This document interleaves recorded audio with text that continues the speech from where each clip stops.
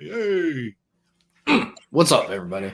I shared it before the show actually started. Mama did it! Oh man, But, Mrs. Tucker's baby boy finally did it. well, welcome to Metalheads United. As you can see, we are back to normal formatting. It's just me and Chris tonight, so I'm sorry to disappoint you all. Yep. It's just the way it is, man. Yep. Just the two of us. Got my metal for that. That's right. I don't know if there is a metal version of that. We need to come up with that. That would be all right. I'd be cool with that. So I just want to do something before the show gets cranking here. I had a guy that in the wrestling world just passed away this week. That I wasn't like super close to him, but I had shared a locker room with him a couple times. I know like a couple of friends of mine, Chase Stevens, and some of those names come to mind. See that who posted? I think Wolfie even posted something. Buddy of mine, Derek Neal posted something. So I mean, there's a lot of guys out there that I know personally that knew the guy better than I did. But, anyway, to lose your life, before you're 50, it's kind of not cool. So I don't know the details. Anyway, it's not important. The important thing is it's just a father and lost his. Prayers go out to family and friends and Mike and Taylor. Absolutely. Tim Bell salute. If I had one, I would do it for you. It's it's we talk about this a lot, even seeing rock stars pass, in their 40s, and we're like, man, this kind of sucks because these guys are our age. So, oh yeah, kind of makes you sit back and be like, okay, am I doing everything right here? right, yeah. Because a lot of cases it is natural causes. I mean, natural causes in your 40s is not something you hear about. That's some 1910 shit. I mean? So, right. So back in those days, people did live Wild West days. Right. Yeah.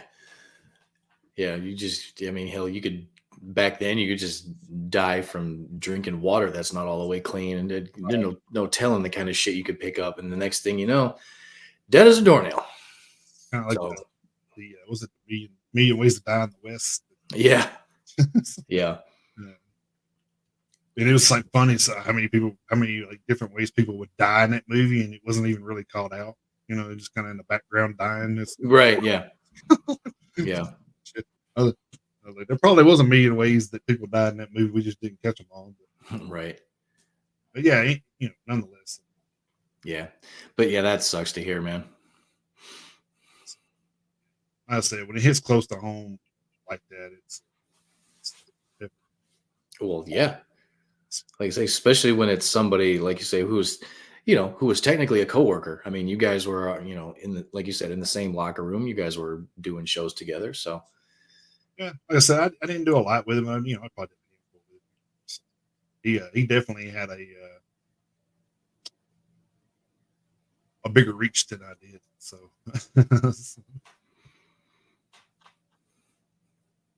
anyway, I hate to start the show out like that. Yeah. Well, I mean, it's unfortunately, it's not the first time. I mean, I don't know how many times we've started the current events segment from with having to do that. So it's all a part of it, and it does suck, but we do what we can, and we try to move forward the best we can. There's going to be a lot of firsts on the show tonight, I think. So yeah, you're up for that. Just kind of not giving anything away. Right. First happening. Yeah. Quick hello to my daughter. She's well, she should be almost off. She should be almost off work by now, so she should be on her way home in a minute. But she says hello from GM, LOL. So hello. She's probably about to head to the car to head home. So hello from Good Morning. What?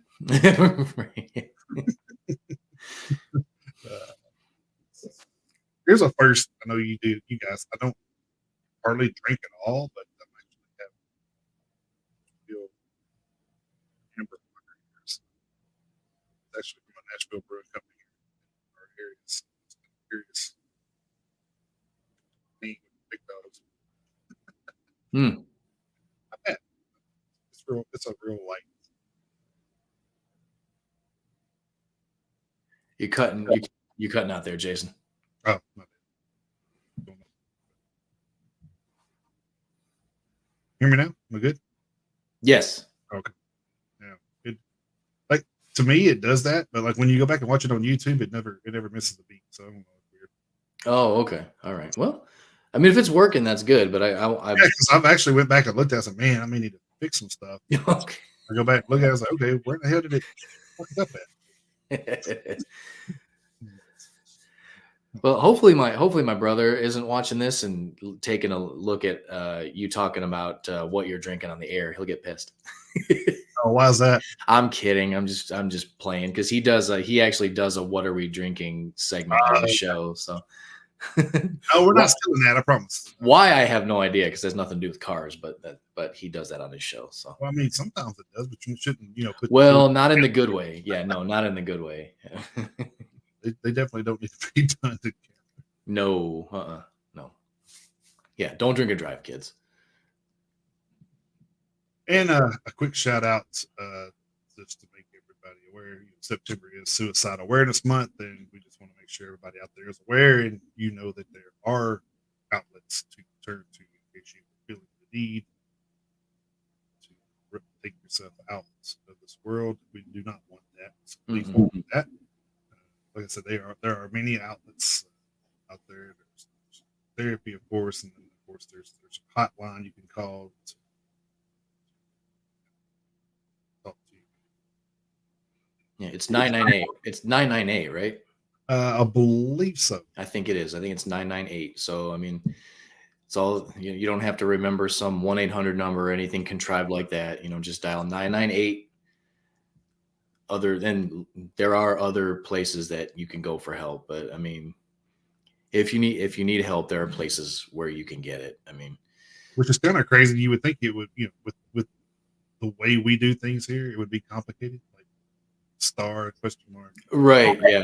Yeah. You have to do the hokey pokey and turn yourself around and all that shit just to be able to dial a phone number or some stuff like that. But but yeah, it's just thankfully it's just 998. So honestly, I've seen a lot of this go down in my old workplace. We had a lot of military people there, of course. So I mean, they obviously have a lot more triggers than we do.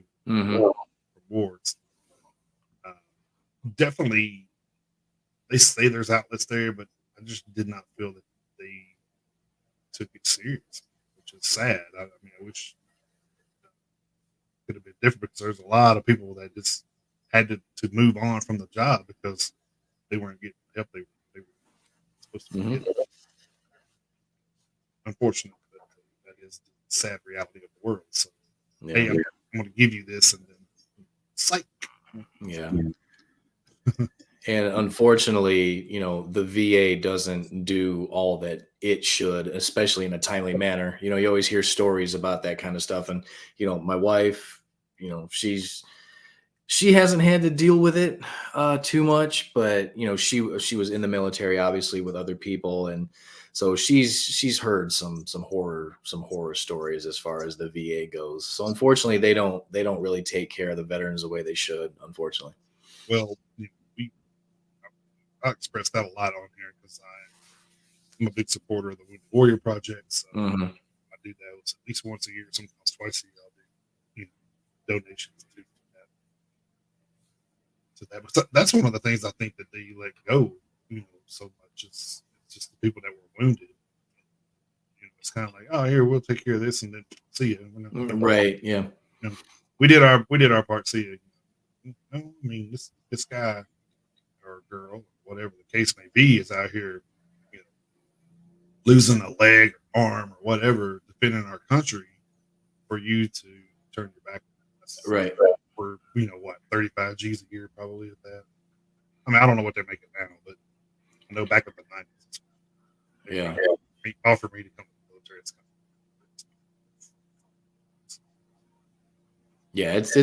it's not enough, especially to do the kind of stuff they have to go through. I mean, thankfully, right now, for the most part, we're at peacetime. But I mean, there for right now. But there are still people who are overseas in areas that are less than desirable. So I mean, none of our military isn't 100% in the clear right now. Not everyone is here at home like they should be. There's plenty of people overseas. I mean, we got bases everywhere, so there are still threats to our military overseas at those bases, so they're not completely out of the woods, so they still have shit they have to deal with on a daily basis. Hello, Aunt Amy. Hello, Amy. In the house. Ahi ahi. I hope that's how you say it. I know aloha, but I know that one.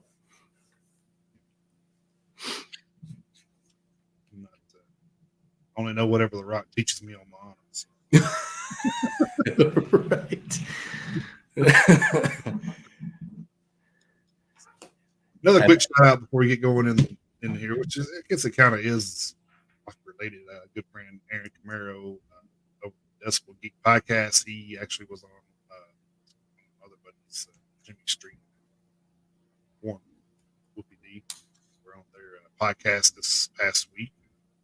Give me back my pro wrestling. Go ahead and check that out with Aaron Camaro if you're a wrestling fan. He also digs into a little bit of what Decibel Geek does. Kind of a rock and wrestling reunion there. I haven't heard that in a long time, but that's kind of what it was. Nice. I appreciate he kind of included me in the shout out on shit. Very cool. So I'm just waiting my turn, Jimmy. Well, I don't know what you're going to do.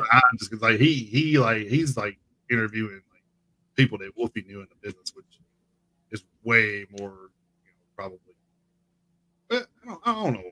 I don't want to say it's probably glorious put out there, but I mean it's definitely more interesting, I would say, because these people have seen the world. You know what I mean? Yeah. 13 states. Oh shit, that's not nothing. I mean, yeah, but it wasn't during wrestling, so I guess it don't count. Oh well, okay, yeah, that's true. But it's I went through 3 states wrestling, so like I said, the times of that I won't get too far into, but the times of that didn't require you to be too far from the natural area. I'll put it that way. So, yeah, things were a lot different back then. Plenty of opportunity right here in our backyard in the 2000s. Yeah. We didn't have to worry about traveling around.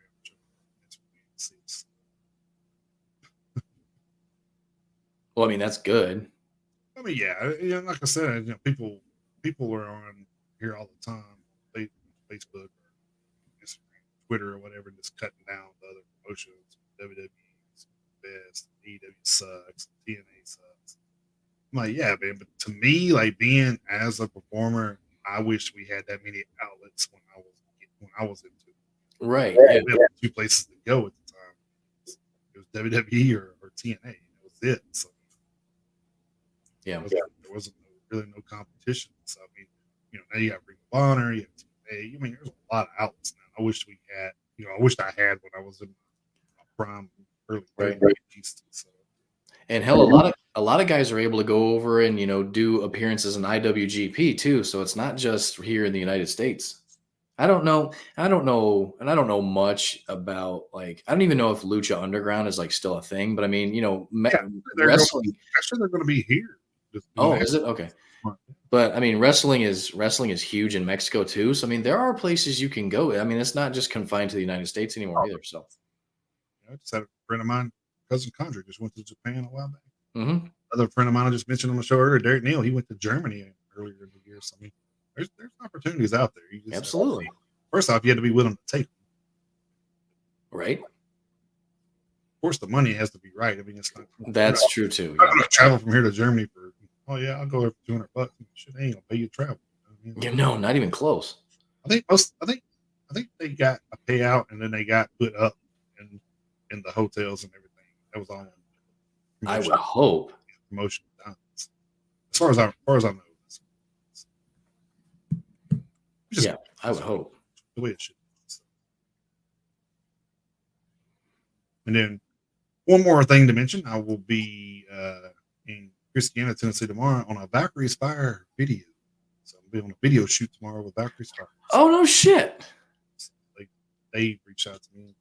Well, I kind of reached out to him first. He was posting some stuff. I was like, hey, man, what you got going on? I might be interested. He sent me everything. Like, yeah, man, I'll do this shit. I'll be it. Oh, that's cool, man. As long as the rain holds out, I think it's a go. So now, where's it supposed to be? In Christiana, somewhere. Okay.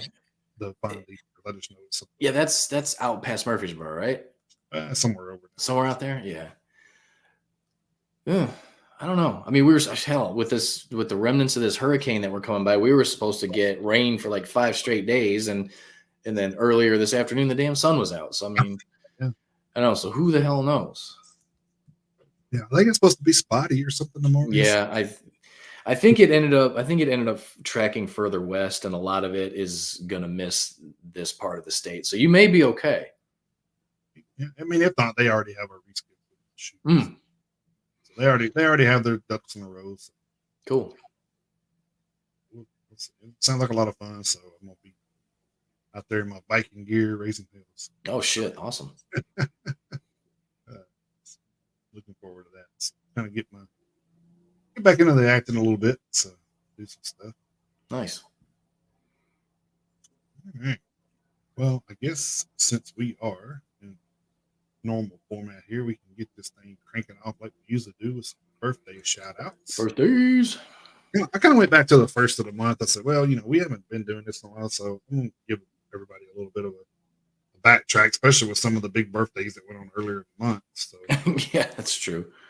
So I went back a little bit. So first day I had was the 2nd. So I'm going to go from the 2nd to the day of the 13th. Okay. September 2nd, I had Dino Cazares, of course, guitarist from Fear Factory, Phil Lipscomb, bassist from Taproot, and Jill Janis, vocalist from Huntress, who unfortunately team. September 3rd, we had Doug Pinnock, bassist and singer for King's X, Val Farr, vocalist for Windeer. He unfortunately passed away in 2004. September 4th, we had Blackie Lawless, of course, vocalist and guitarist for Wasp, Kim Thayil, guitarist for Soundgarden, Greg Fiedelman, sound engineer for Rick Rubin Productions, then of course record producer for Metallica. Igor Cavalera, drummer for Sepultura, Cavalera Conspiracy. Lacey Stern, vocalist for Flyleaf. Bobby Jarzombek, drummer for Fates Warning and Riot. Danny Warsnop, vocalist for Asking Sandria. September 5th, we have Brad Wilk, drummer for Audio Slave and Rage Against the Machine. Then we had Charles Greywolf, guitarist and record producer. September 6th, we had Scott Travis, drummer for Judas Priest. We had Jay Weinberg, drummer for Slipknot from 2014 to 2003. We had William Duvall, vocalist for Alice in Chains, and then Mike Streeton, guitarist for Eyes of the Living. There. Oh, Flat Mike. Flat Mike. September 7th, we had Kyle Stevens, guitarist for Bang Tango from 88 to 93, and then 2019 to present. I wonder who was the guitarist in between. I don't know. We'd have to look it up. One of them. yeah, we do. Paul McCoy, vocalist for 12 Stones. And then September 8th, we had Wild Mick Brown, drummer for Docket and Nugent. Michael Lardy, keyboardist, guitarist, and producer for Great White. Troy Sanders, vocalist and bassist for Mastodon. September 9th, we had Doug Engel, vocalist and keyboardist for Iron Butterfly. Unfortunately, he passed away earlier this year. Christopher Rigg, a vocalist for Volver and Arcturus. I'm sorry, this stuff printed real small. Marcus Curiel, guitarist for POD. September 10th, Joe Perry, guitarist for Aerosmith. September 11th, which is the day we all here in America won't never forget. Tommy Shaw, guitarist and singer for Styx and Damn Yankees. Gidget Guy, guitarist and bassist for Marilyn Manson, and passed away. Mark Poposky, bassist for Breaking Benjamin. Then we had Tim Swisher, vocalist and guitarist for Eyes of the Living. Eyes of Living Love this week. Yeah, that's right. September 12th, we had Larry Wande, guitarist for Promise. Michael had Michael Pagay, guitarist for Bullet for Valentine. Gus G, guitarist for Firewind and Dream Evil. September 13th, which is today, Teddy Mueller, drummer for Axe. Unfortunately, he passed away. 12th, we had Vinny Peace, drummer for Sabbath. Dave Mustaine, guitarist and singer for Megadeth. And of course, he did Stick Metallica back in 3. Of course, we don't want to let him forget that. Right. Tim Ripper Owens, vocalist for Ice Earth and Judas Priest. What's the same for Judas Priest, like 4 years? Something like that. Yeah, 2 albums, 3-4 years. Yeah.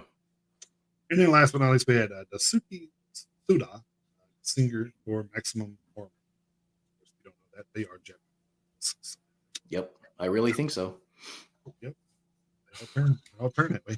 Yeah, that's right. That is the birthday list that I have for this week. Pretty good.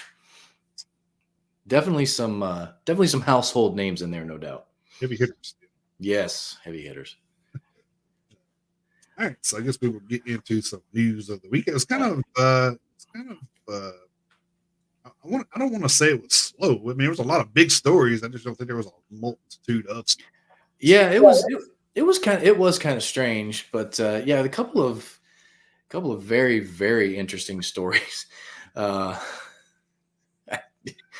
And the funny thing is the first 2 that I have aren't even really related directly to music. Starting out over at blabbermouth.net, Dave Grohl has admitted to cheating on his wife and fathering a child outside of his marriage. Taking an Instagram on Tuesday, September 10th, the former Nirvana drummer and current Foo Fighters frontman wrote, quote, "I've recently become the father of a new baby daughter born outside of my marriage. I plan to be a loving and supportive parent to her. I love my wife and my children, and I'm going to do everything I can to regain their trust and earn their forgiveness. We're grateful for your consideration toward all the children involved as we move forward together," end quote. Grohl, who is widely regarded as one of the nicest stars in the music business, has 3 daughters with his wife, model and TV producer Jordan Blum, whom he married in 2003. His eldest daughter, Violet, is a touring member of Foo Fighters.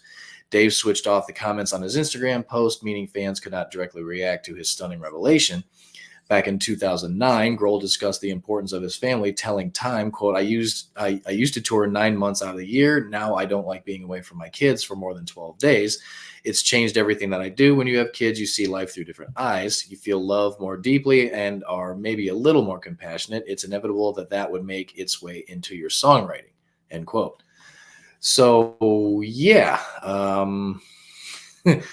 that's a pretty big oops there, Dave. I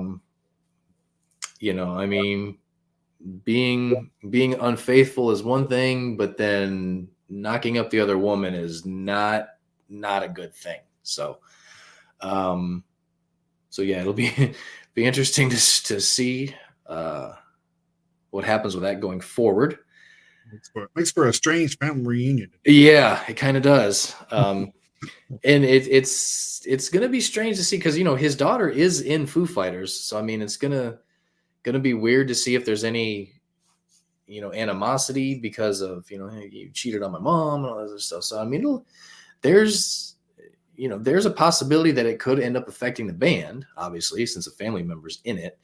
So I don't know, man. It was very, very strange to because initially he was denying it, but it's really, it was kind of one of those things where there's smoke, there's fire, and then he eventually owned up to it. So yeah, just times like these, man. Yep. Maybe all his life he was just looking for so. Let's just hope somewhere down the line he doesn't have another confession to make. So I'll throw him things with it. Yeah.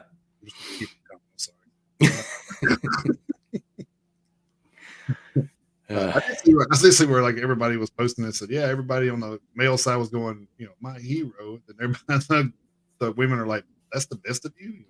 They were using songs. Yeah. But yeah, just I mean, at least he's man enough to admit to his mistake. I guess we can give him that. And I mean, he came out like to come out on social media with it's a pretty ballsy thing to do. Well, I mean, yeah. I'm sure I you mean, put a few zeros in a check. I'm sure she'll forgive you. I'm just saying. I mean, the funny thing is, I mean, if something happens and the marriage, the marriage doesn't last, that there will be a lot of zeros involved. So, well, I mean, it seems like she's pretty successful herself. So well, yeah, I believe she is, but I mean, she's not going to let him off scot free. Well, I mean, and I mean, yeah. Yeah, I mean, she shouldn't. I mean, went outside. Like I say, I mean, infidelity is bad enough, but then, now you have a living, breathing reminder of what happened. So, I mean, it's gonna be interesting. So, don't get your alimony and child support checks mixed up. Yeah, that's true. Mm-hmm. Yeah, I mean, Dave is like pretty revered as being a good guy with a lot of musicians. So well, I mean, honestly, that's not really going to change. I mean, he's still, a nice guy. I mean, I don't think people are going to all of a sudden say he's not a nice guy. I mean, he does a lot of stuff for charity too, but I mean, just because, I mean, don't get me wrong. We are not condoning his actions in any way, but because, I mean, it's horrible what he did, but I mean, it also doesn't mean that all of a sudden he's not a nice guy to like other musicians and he's not going to stop doing his charitable work and stuff like that, but I mean, it's horrible what he did. You cheat on your spouse. It's bad. It's just bad. We don't condone his actions here at Metalheads Unite because you should never get another one. No. New. You're like, wait a minute. You didn't say you couldn't fuck. I didn't say. Yeah, no. Definitely don't put words in our mouth. So yeah, that'll be interesting. See what happens. It's going to be something to kind of keep an eye on because it's going to depend on how, if she's willing to work on it or not. Right. Yeah. Hopefully everything works out. Unless you hate for. I mean, don't get me wrong. If it does end, we're not going to blame her one bit. No. I don't want to put that much time in something. Just throw it away either. So right. A lot to think. It really is. People say that all the time. Oh, well, I'll just don't. I mean, you can say that, but if you're ever put in that spot where you've been with somebody for 30 fucking years, yeah. What was it? 2003? You said so. 21 years. 21 years. Yeah. That's a long time, man. I'm pushing on my 25th anniversary in February. So I mean, it's time to do. Yeah, I mean, Angela and I have been together just as long. Yeah. I mean, we've only been married for 6 years, but I mean, we've been together since 2003. Also, I mean, we got multiple decades invested in this too. So I mean, so it's sad to see if it ends. It's not saying like I said, it's sad to see, but it's understandable. Yeah, definitely wouldn't blame her at all. I mean, she'll. I'm sure he can go out and have as many babies as he wants, right? So. Well, yeah, you can, but I mean, why would you do that? I don't know. That's Nick Cannon.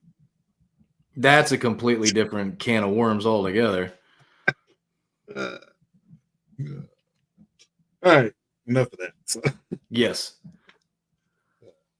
My first one here is over from Metal Hammer. It's a little lengthy, so as we know, Linkin Park just come out with a big announcement, so it's kind of getting some mixed reviews. So Mike Shinoda had to clear the air a little bit here. So Mike Shinoda's opened up with some more details about how Linkin Park's surprise reunion and new lineup came about. Speaking to Brad Haddad and Kenzie Roman of Chicago radio station Q101, the singer admitted the process was more organic than a concerted effort to get everything back up and running after the 2017 passing of frontman Chester Bennington.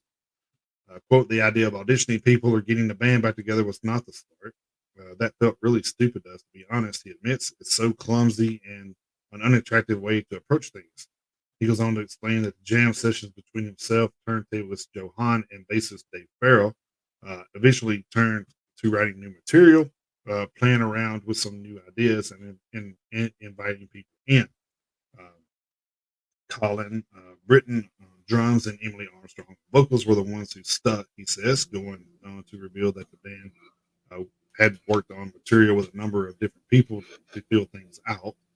The album from zero evolved at the same time the band evolved.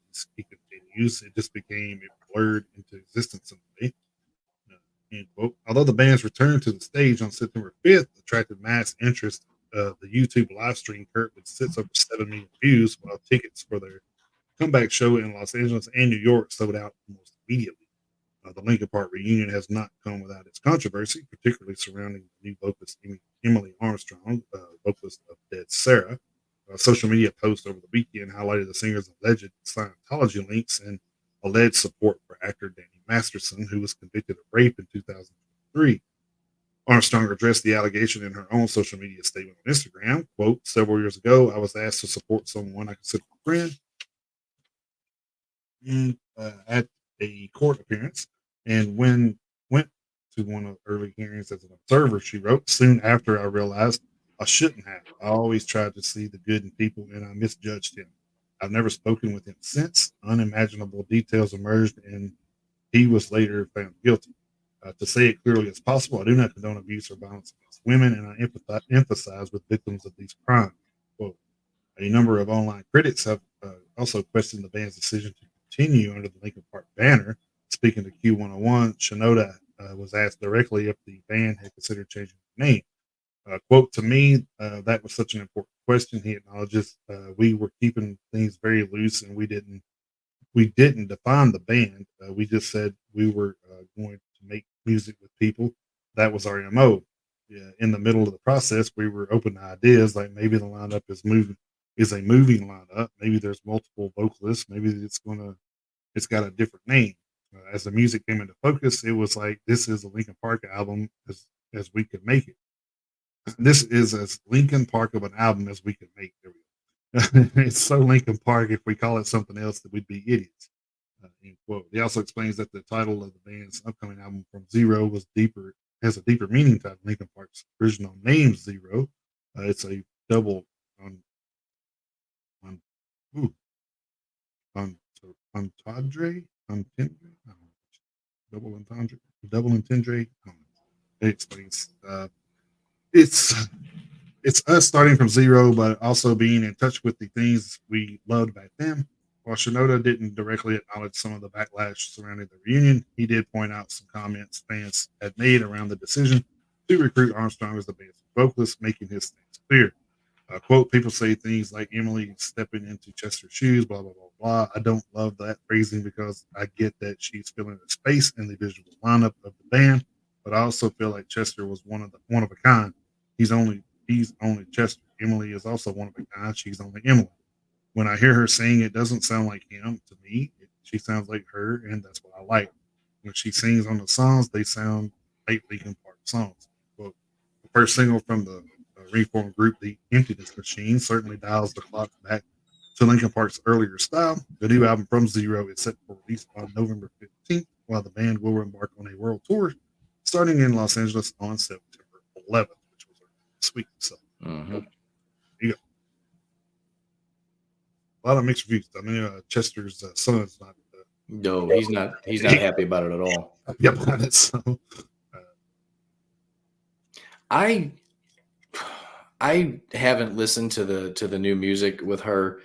I'm kind of I don't even know that I really have that much interest in it either. And it honestly, it's not necessarily because of her as a person. I just don't really know. And like I say, I'm just speaking for myself. I don't know that I really give too much of a shit about Linkin Park anymore. Um, that might sound kind of harsh, but I mean, Chester died, and even before he passed away, I mean, they had kind of changed as far as I was concerned. a little poppy. Yeah, so I mean, like the first couple albums were really, really good. I like the first couple albums, and then Transformers for Transformers. That's what yeah, and to me, they fell off real fast.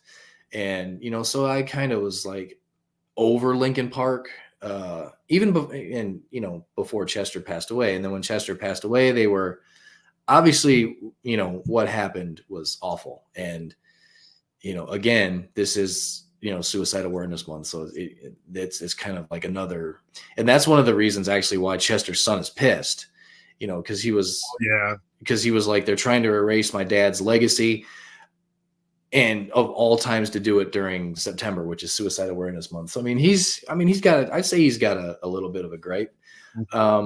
I have, that being said, I don't have a problem with them not changing the name. I don't have a problem with that. Because there are so many bands who. Well, I don't think Chester was a founding member of it anyway. So. Well, I don't know. I don't know if he was or wasn't, but he was in the. And one of the other guys actually started the bands. Yeah. So, he was there during the heyday. Chester was there when the band made it, So, he's, even if he's not a founding member, he is synonymous with the band. So, so I don't have a problem with him not changing the name. Especially if it is Mike Shinoda's band. If he was the one who started it along with one of the other guys, so I don't have a problem with that, because how many bands have all original members anymore anyway? Like almost none. Hell, Metallica, Pantera. The Linkin Park was founded by Mike Shinoda, Rob Burdon, and Brad Wilson.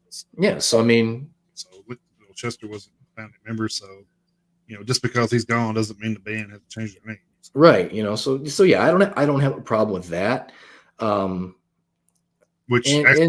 Rob's not in the band anymore, and I think I won't discuss Brad's situation until later, because I actually have a snippet of music. Okay, yeah, that's fine. But yes, there's really, from my perspective, there's nothing wrong with them continuing under Linkin Park, but I can understand why people. To me, I would have rather them found another male vocalist to fill in for Chester, but maybe they didn't find somebody who, maybe they couldn't find a male vocalist to kind of, replicate his range, and maybe this new singer can do it. I don't really care for the other gender. That's what I said. The other gender.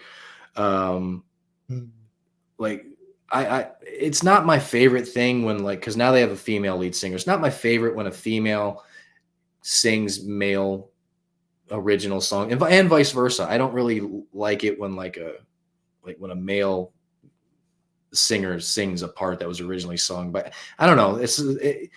It can be a tough translation. Not many bands are doing it though. You got Skid Row took on Lizzie Hale as a singer for a little while. Yeah. That's just for a tour, but still, you're out there singing some basketball songs, right? And Arch Enemy, you didn't have a problem with those.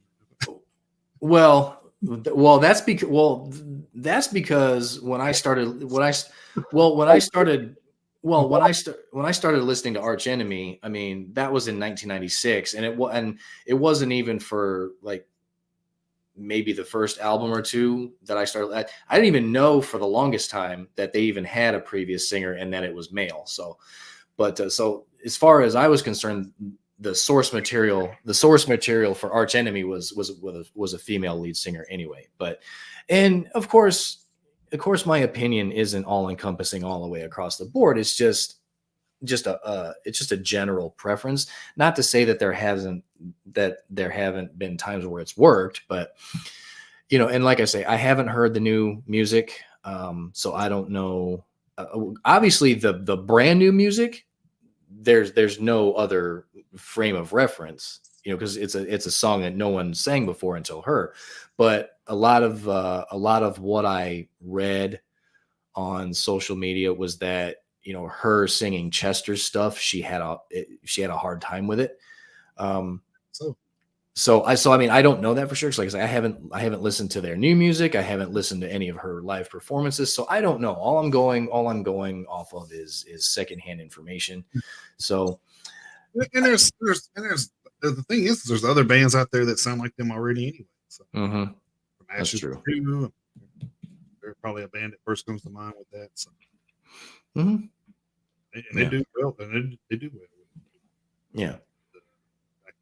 So I mean, I Prevail probably not as much. They're a lot heavier than they are. The Park. So yeah.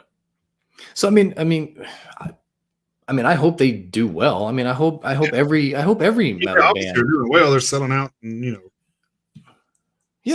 7 million views on a YouTube. Right. Yeah. I think they're doing okay. So. Yeah, I think they are. So I mean, I hope every metal band does well. Now, whether or not some people consider Linkin Park metal anymore, I mean, that's another debate for another time. Because I would say it's probably a legitimate question, but so I hope they do well. Even if I don't listen to any of the music that they put out with this new singer, I mean, I still don't wish I don't wish any band ill will. We've said that before when we talk about death. Just because we don't like it, we don't mean we want it to fail. Because it gives people, more options for metal. So I mean, absolutely, metal. The more we're on board with it. So of course, doesn't mean that you should listen to it. That's not. We're not influencers. I put it that way. We're not trying to be. No. We're gonna shoot from the hip. So. Yeah, we just have our own opinions and preferences, and we're not trying to push that on anybody. We're just throwing our combined 4 cents out there. You know what I mean? So.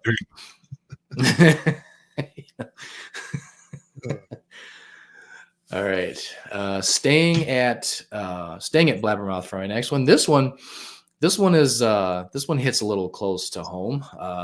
John Bon Jovi reportedly helped save a woman who was hanging off a bridge in Nashville. According to the Metro Nashville Police Department, the 16-year-old Bon Jovi frontman was filming a music video around 6 p.m. on Tuesday, September 10th on the John Siegenthaler pedestrian bridge when he saw the woman hanging off the ledge. John approached the woman who appeared to be getting ready to end her life by jumping off the bridge and spoke with her and convinced her not to commit suicide. He eventually helped her back onto the pedestrian walkway and gave her a hug before they walked off together. Both the Nashville Fire Department and the Metro Nashville Police Department responded to the scene. A surveillance video of the incident released by the Metropolitan Nashville Police Department can be seen below. Quote, "It takes all of us to help keep each other safe," Metro Nashville Police Chief John Drake said in a statement posted to social media.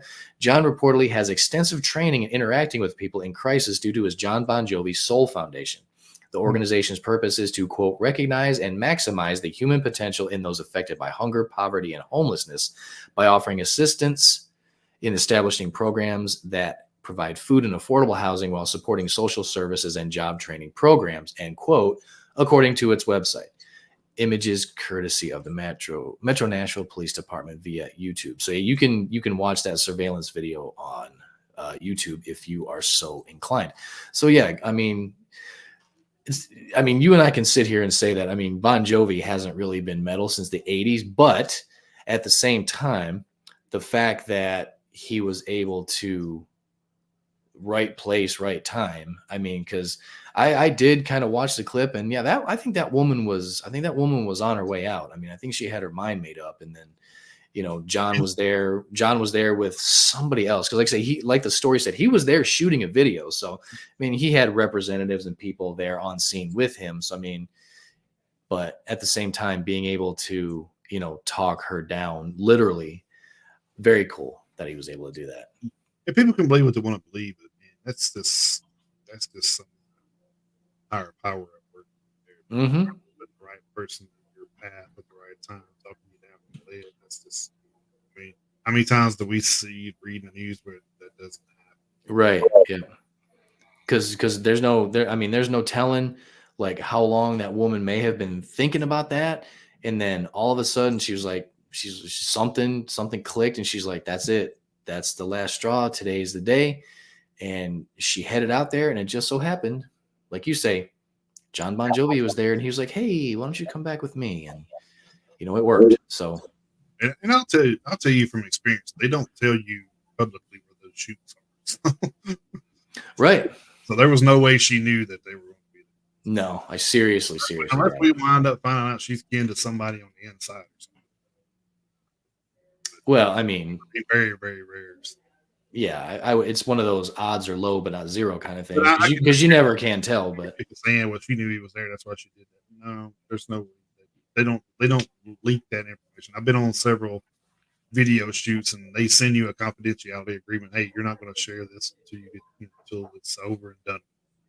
Well, yeah, I mean, because they don't want a bunch of riffraff on set getting in the way and everything else, and so yeah, I mean, it's still a professional setting, so you're hired to do a job, and you go out there, you do your part, you sign off on your check, and you go home. So, yep. Or cash. Sometimes I've been in places where they just pull out cash and pay you right there. So, yeah, cash is king, man. right, it's fine with me too. It means I don't have to claim this shit. Exactly. Yeah. I mean, yeah. Gonna get a knock at the door here in just a few minutes. $100 you got in 2016, boy. I'm gonna tell them that was overtime. You can't charge me for it. Let's hope. Let's hope.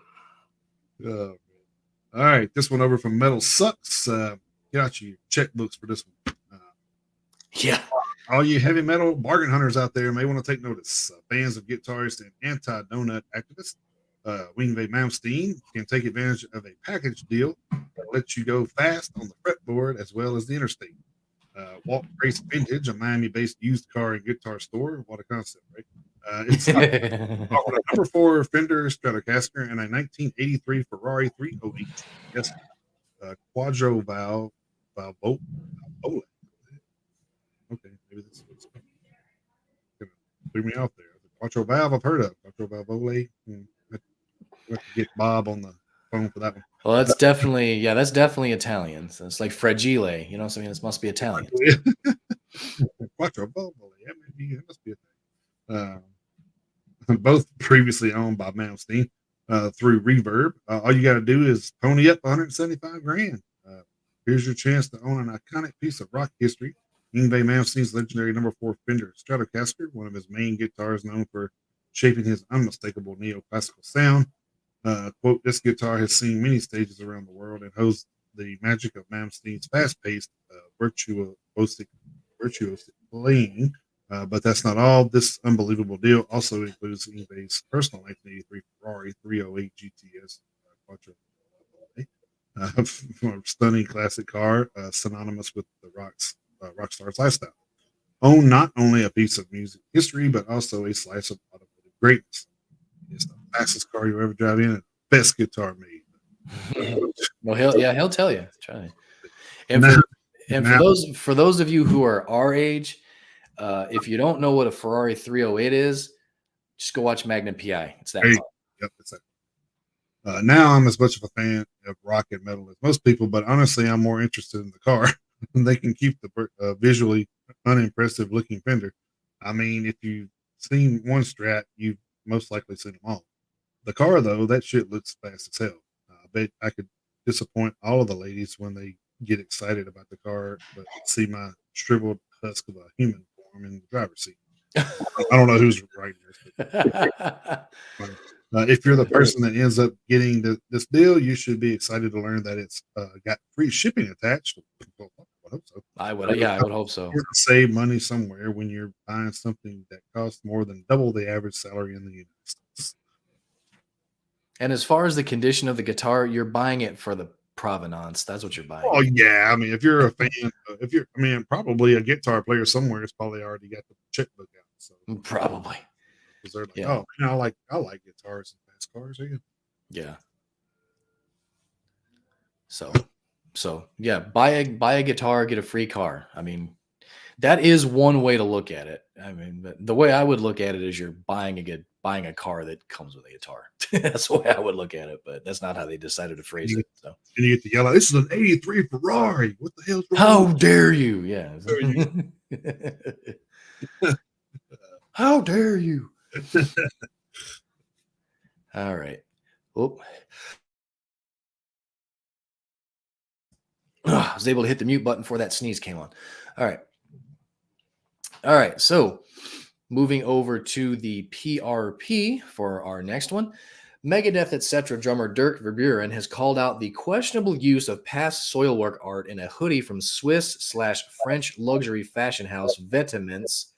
That may not Vetements, probably, That piece, according to Verburen, features a patch of altered cover art for Soilwork's sixth studio album, Stabbing the Drama. The latter was originally done by artist Mircea Gabriel F. Temi. Verburen, who drummed for Soilwork on that album, mentioned in his post that the Vedement piece was apparently retailing for roughly $1,600 US. While it doesn't appear to be available for sale through the fashion house's official website, this similar I Adore Hardcore metal culture co-opted piece is available around that price point. And that is actually this I Adore Hardcore, that is actually a hyperlink to something else. Elsewhere in the hoodie, it looks as though the logo for Ensiferum and the original box art for the Diablo 2 video game have also been incorporated into the piece. Vedement previously made headlines in the metal scene in 2016 when they rolled out a line of generic metal-inspired merch for high prices. Verburen vented earlier on September 11th, quote, "Metalheads, I'd love to hear your opinion about this Vedement garment, including Soilwork Stabbing the Drama cover art created by Mircea F. Temi, as well as a bunch of other sometimes slightly modified band logos and art. Price tag $1,600. Most of you have probably noticed this fashion trend of recycling / stealing metal imagery. So fashion or total ripoff, what do you think? Edit, to my knowledge, none of this art was licensed. Super bad? Quote, end quote. I would say probably super bad. So, and let me see. Hold on a second. Let's pull this up real quick so everyone can see what the fuck we're talking about. So I'll have to have you share that for me. So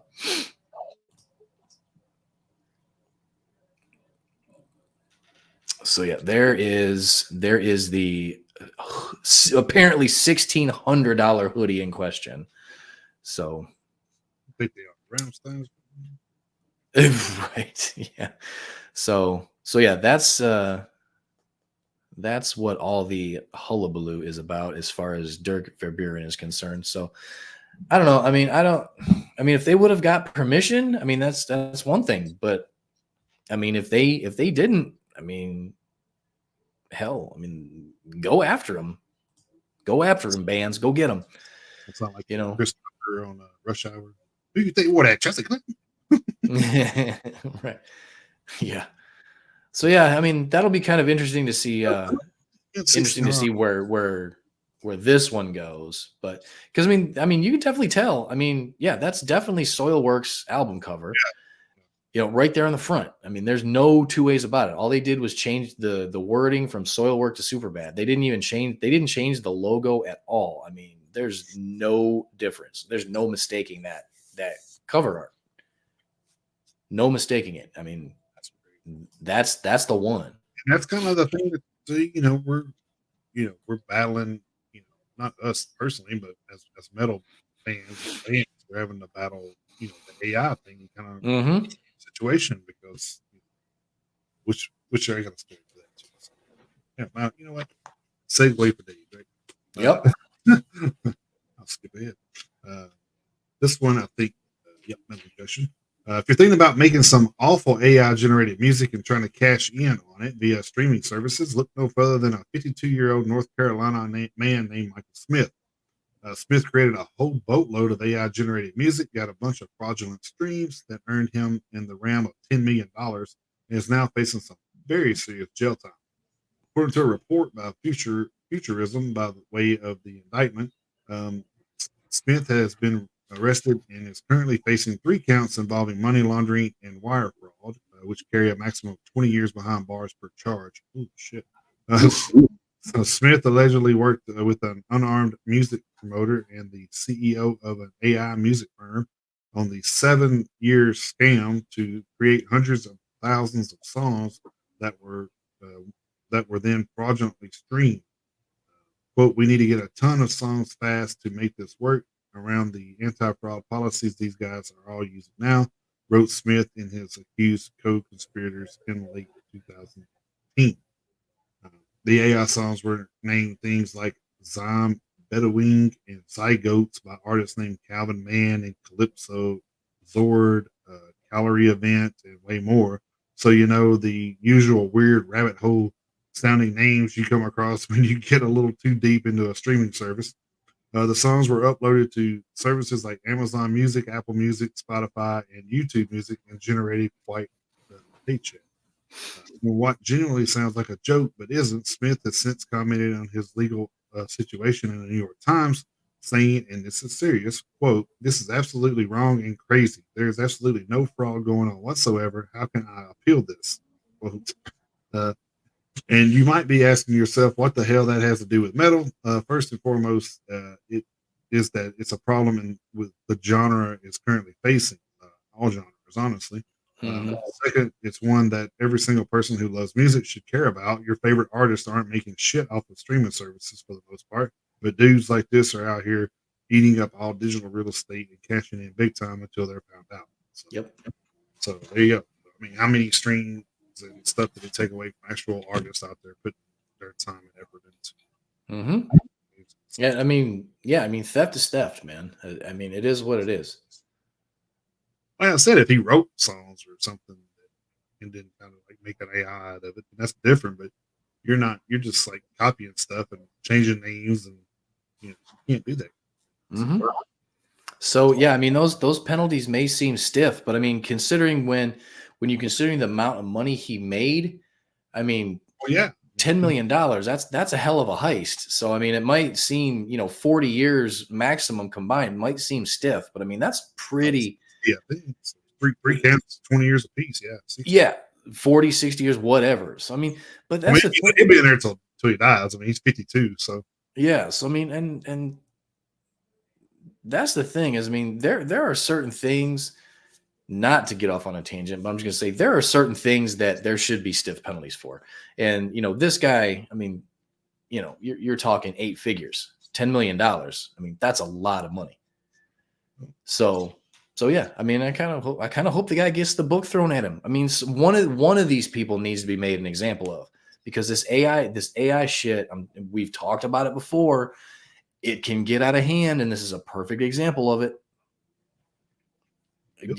Get out ahead of it now. Make these penalties stiff. Make them stiff.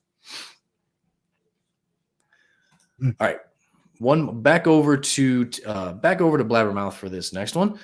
Are you brazen enough to slurp the sacrifice and be illuminated in the Enlightenment? Testament's official brazen coffee explores the true origins of coffee, from ancient temple rituals to the fable lore of venomous miracle elixirs. Brazen is a divine dark roast, sinisterly smooth and brazenly bodied, the purest form of specialty coffee, tediously roasted to perfection. Brazen makes a diabolical drip, an evil espresso, and callous cold brew.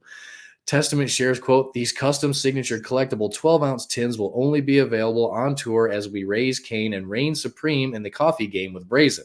We want the fans to also help us choose the path, so we are bringing 2 different versions of Brazen on tour, so you can tell us on the socials which one is the chosen sacrificial lamb, so share on the socials and give us your feedback," end quote.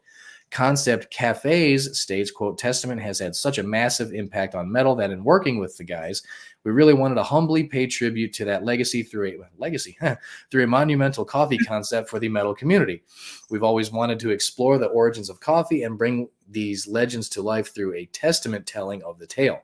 Brazen incorporates elements and existential ideology spanning the course of Testament's legendary career and blends it all into one strike of the fang. As we know, all we know is the coffee is only for the most brazen of souls," end quote. Testament's official brazen coffee was roasted especially fresh right before the kickoff of the Clash of the Titans North American 2024 tour with Creator and Possessed. That is not coming anywhere near here, god damn it. For more information, visit www.conceptcafes.com. And I'm going to show another picture. It's one of the pictures of one of these coffee tins, and it actually looks badass. Hang on a second here. All right, let's see. Hang on. Because I would like to, I don't drink coffee, but I'd like to have it just to have this coffee tin. That's cool as hell. Yeah, that's badass. I would never open it because, like I say, I don't drink coffee, so I would never open it. I mean, you wouldn't want to open it anyway. Folgers is cheaper. Well, that's 100% true, but yeah. But yeah, so that's pretty cool. So Especially if it's like something new, so it's a collector's item from the first time they ever launched it. So. Mm-hmm. Yeah, so hell, I may actually look into getting one of those. I don't know how much they are, but I mean, it's only a 12-ounce tin, so I mean, it's not even going to be that big. So I would say it shouldn't be no more than 30, 35. Sure. yeah, well, shouldn't be and actually being are two All right. different things. So we'll have to see. Well, actually, I'll take a look at it real quick while you're doing your next story. I'm over at Metal Injection. If you hadn't followed, guitarist Mike Spritzer quit Devil Driver after 20 years earlier this week, or earlier last week, sorry. Spitzer cited Devil Driver not feeling like a full-time job for the past 10 years as the main reason, later noting that he never intended his side project, Verona on Venus, to become his main gig. On his side project, Spitzer said, the mere creation of my side project was met with a heavy amount of negativity from a specific individual that made things extremely uncomfortable for me. Quote. Now, in an interview with Scott Penfield on Loaded Radio, Spritzer revealed that specific individual was Devil Driver vocalist Des Fafara. Spritzer also mentioned that he was cool with Fafara reforming Cold Chamber twice while he was in the band and isn't sure why a side project would be a big deal.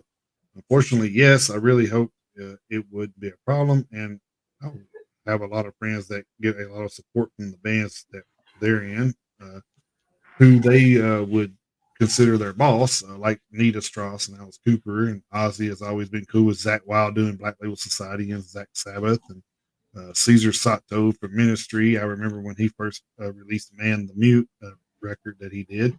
I bumped into Al Jurgensen at an art show once, and he just couldn't stop talking about how proud he was of Caesar. Monte Pittman, he's in Ministry, and Madonna seemed to be just fine with him doing that. And even Zach Wild with his drummer, Jeff Babb. Jeff just released a record of his own, and so I really didn't see it being a big problem.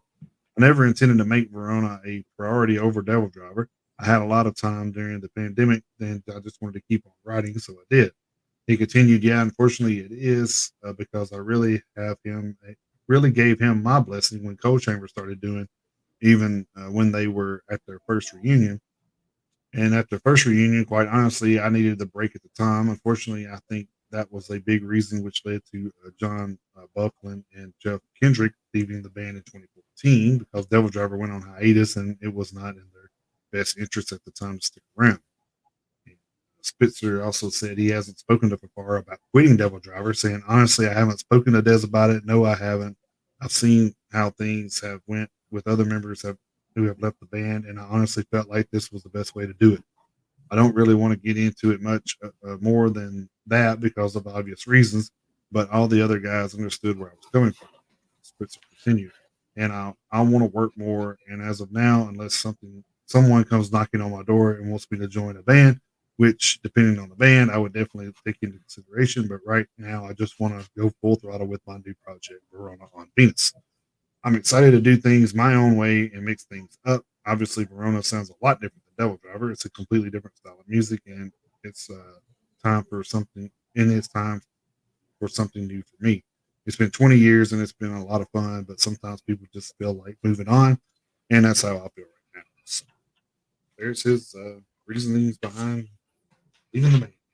It kind of sounds like a little bit of the Jason Newsted situation going Yeah, on. I mean, Jason had a little side project going on, and he wanted to make music while the other three guys were, kind of dragging ass a little bit because all three of them were married and they had families and they wanted to take a little bit more of a break to spend with their family. Rightly so. You want to spend time with your family. But he's like, dude, I'm single. I want to make music. So I'm going to start a band. And they were like, no, we don't really like that. And so he's like, well, then fuck you then. So, so it sounds like kind of the same similar circumstances, Yeah, because Jason wouldn't do anything at all. So yeah, because I mean, you can't, like you say, you can't blame the guy for wanting to work. So there you go. I mean, the thing is, Devil Drivers put out albums too in the last couple of years. So, I mean, it's not like they weren't, putting in the work. Yeah, I guess we're just not torn and stuff off of that as much. Yeah, Cold Chamber. Yeah, So and that's true too. And like I say, that's understandable. So, fortunately, this may be a sign of no more Devil Driver and Cold Chamber reunion. So, I hope not, because like I say, I'm not against Cold Chamber getting back together, but I like Devil. I listened to Cold Chamber when they were out, and but I like Devil Driver more. Yeah, same. I like Devil Driver more. So I hope that's not the end for the band. So. Oh, and by the way, that Testament coffee is $30 and is already out of stock. Wow. So yeah, you're right. It's 30, 30, 35. It was right there at 30. So Get up, make more. yep. Gotta kick Juan Valdez in the ass, but get out there and make some goddamn coffee or pick some coffee so we can make coffee. But Eat some beans, get your donkey up. right. Yeah. Yeah. Get on your ass and go pick us some Get off coffee. your ass and get on your ass. Get on your ass, go make us coffee. All right. My last story has something to do with an upcoming tour. So I mean, we can go into hitting the road, and I can de facto start off that segment with that story if you want me to. Yeah, we can do that since it's all right. It's the next segment, anyways. Yeah. I'll just go over some other headlines. Okay. Rob Halford has no plans to retire, while Judas Priest can still deliver the goods. And they can. Like how you did. Iron Maiden celebrate the future past with new vinyl releases of Power Slave and Somewhere in Time. You can check those out on the website. They're pretty cool.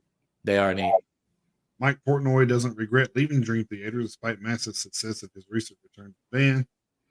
I think he was saying like that, and I think sometimes leaving helps you grow, as a musician. So, well, and it's just kind of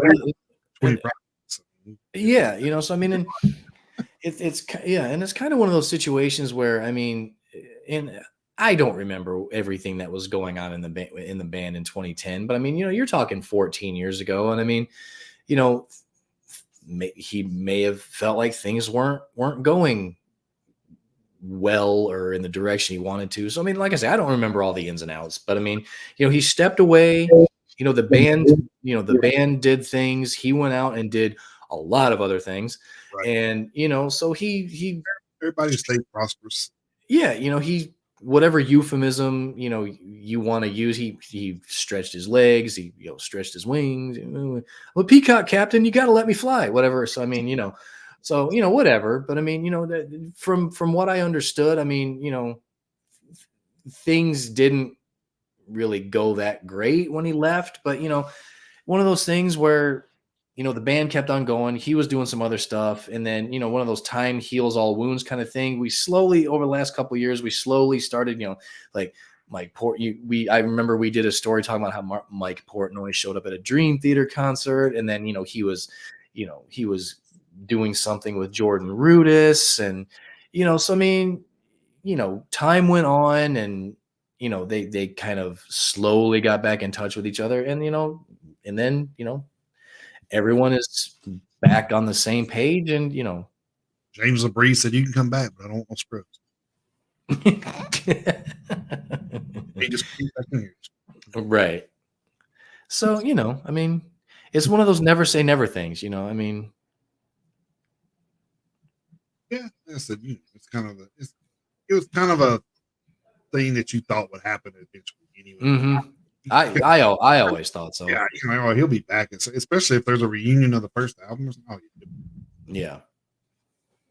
All right, this renaissance of heavy metal is worldwide, from Gojira at the Olympics to crazed teenage fans. Rob Halford is incredibly excited about the state of heavy metal right now. So, I am too.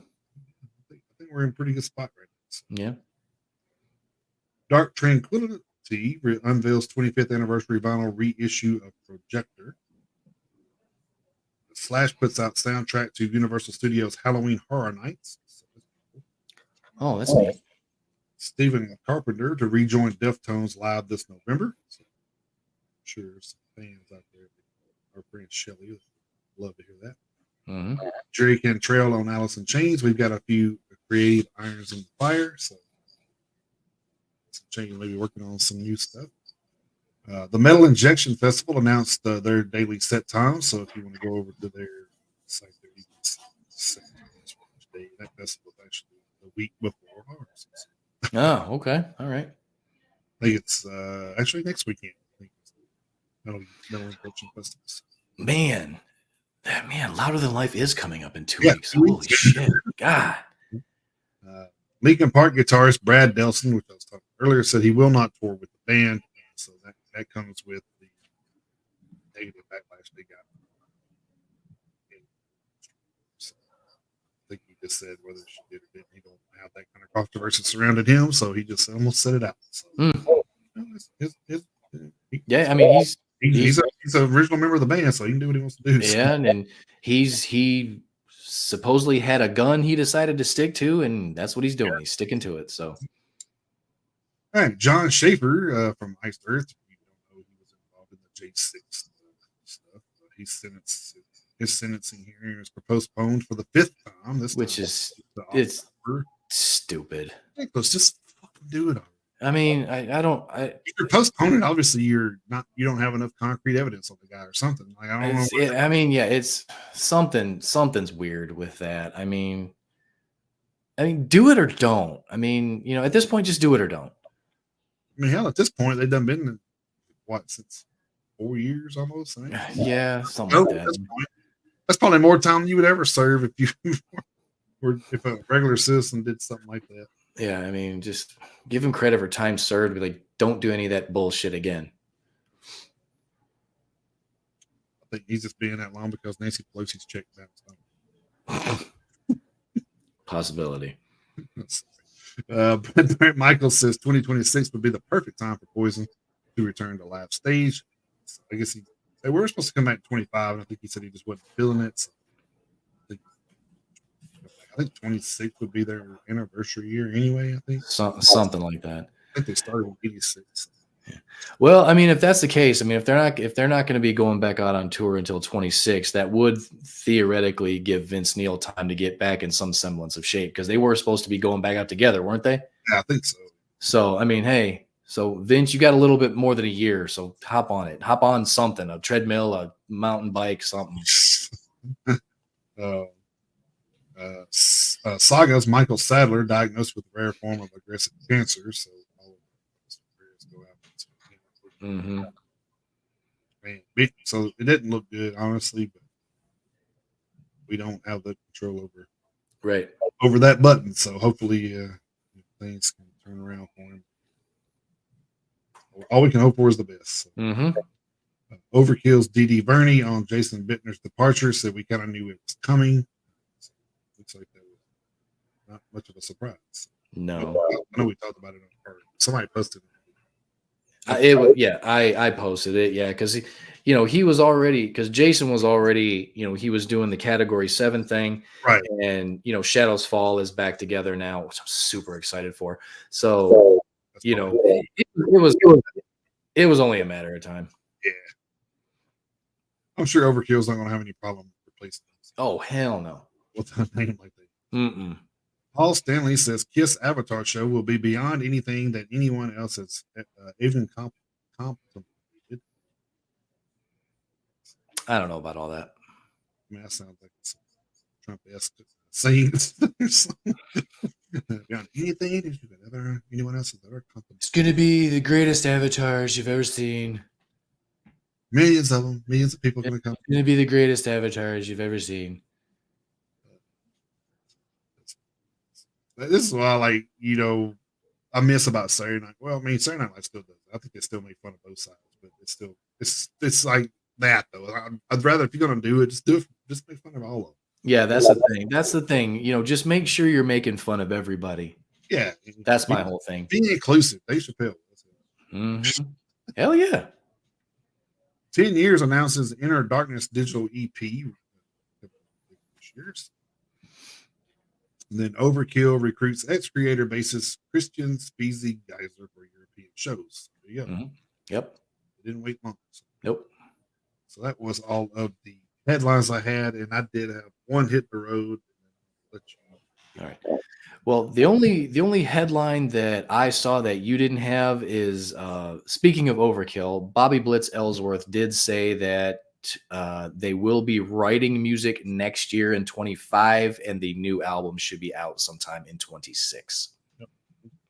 Well, that makes sense. They just came last year. Yes. It's 3 years. I mean, that's about average. Yeah, that'll work. again, we're already lining music up for 26 and bring that shit on. So hitting the road. Only thing I had, of course, was the big Dream Theater announcement that we were talking about. Yep. Tour starting on February 7th in Philadelphia, Pennsylvania at the Met, and ended on March 22nd in New York at the Radio City Music Hall, and they will be here in Nashville on February 10th at the Opry House. That's right. I think was it Wolverine Kills is opening, I believe. I believe so. I know that man. I think there may be another one, but I think for sure they are. So yeah, that's the only one that I mean, there's on there, but that was kind of the big one that stuck out. So. Right. Yeah. All right. Well, hitting the road segment leading off. I do have that story that I want to talk to you about. Seven Dust. Oh, this is over at Loudwire, but it was on multiple outlets. Oh, yeah. Seven Dust have revealed that guitarist Clint Lowry will be sitting out their upcoming tour. According to a statement issued by the band, Lowry was advised by doctors to sit out the run after suffering a recent neck injury. In a message posted to their Facebook account, the band noted, quote, 7D family, we are excited to get on the road and celebrate the 21st anniversary of Seasons with you all. Unfortunately, due to a recent neck injury and under doctor's advisement, our brother Clint Lowry is going to have to miss these dates. He has been instructed to rest to allow the injury to heal, and rocking with you all would work against his recovery from his injury. Thankfully, we have been able to recruit some last-minute replacements on guitar with Clint's blessings. John Jordan from Mammoth WVH will be filling in for most of the dates, and our longtime manager and friend Tim Tournier will be picking up the guitar duties for the shows John has to miss. We can't wait to see all of our fans face-to-face as we celebrate Seasons live. Get well soon, Clint. A sentiment we can all share. So, yeah, get well soon, Clint. Is it Tim Tournier Taylor? Tim the Tournier Taylor. Yeah. I don't think so, Tim. All right. So as far as the rest of the segment over at theprp.com, as always, Knocked Loose has announced some fall headlining dates with The Garden, Drain, Military Guns, Spanish Love Song, See You Space Cowboy, and Danny Brown appearing at select dates on varying lineups. Starting October 4th in Columbus, Ohio at Kemba Live, finishing November 10th in Washington, D.C. at the Anthem featuring The Garden. Keonashi, Omerta, and Blind Equation are going on a U.S. tour this fall, starting October 27th in Cleveland, Ohio at Winchester, finishing November 23rd in Richmond, Virginia at Canal Club. 3 Inches of Blood has announced a couple of California shows for the 20th anniversary of Advance and Vanquish with Toxic Holocaust, Haunt, and Entranced.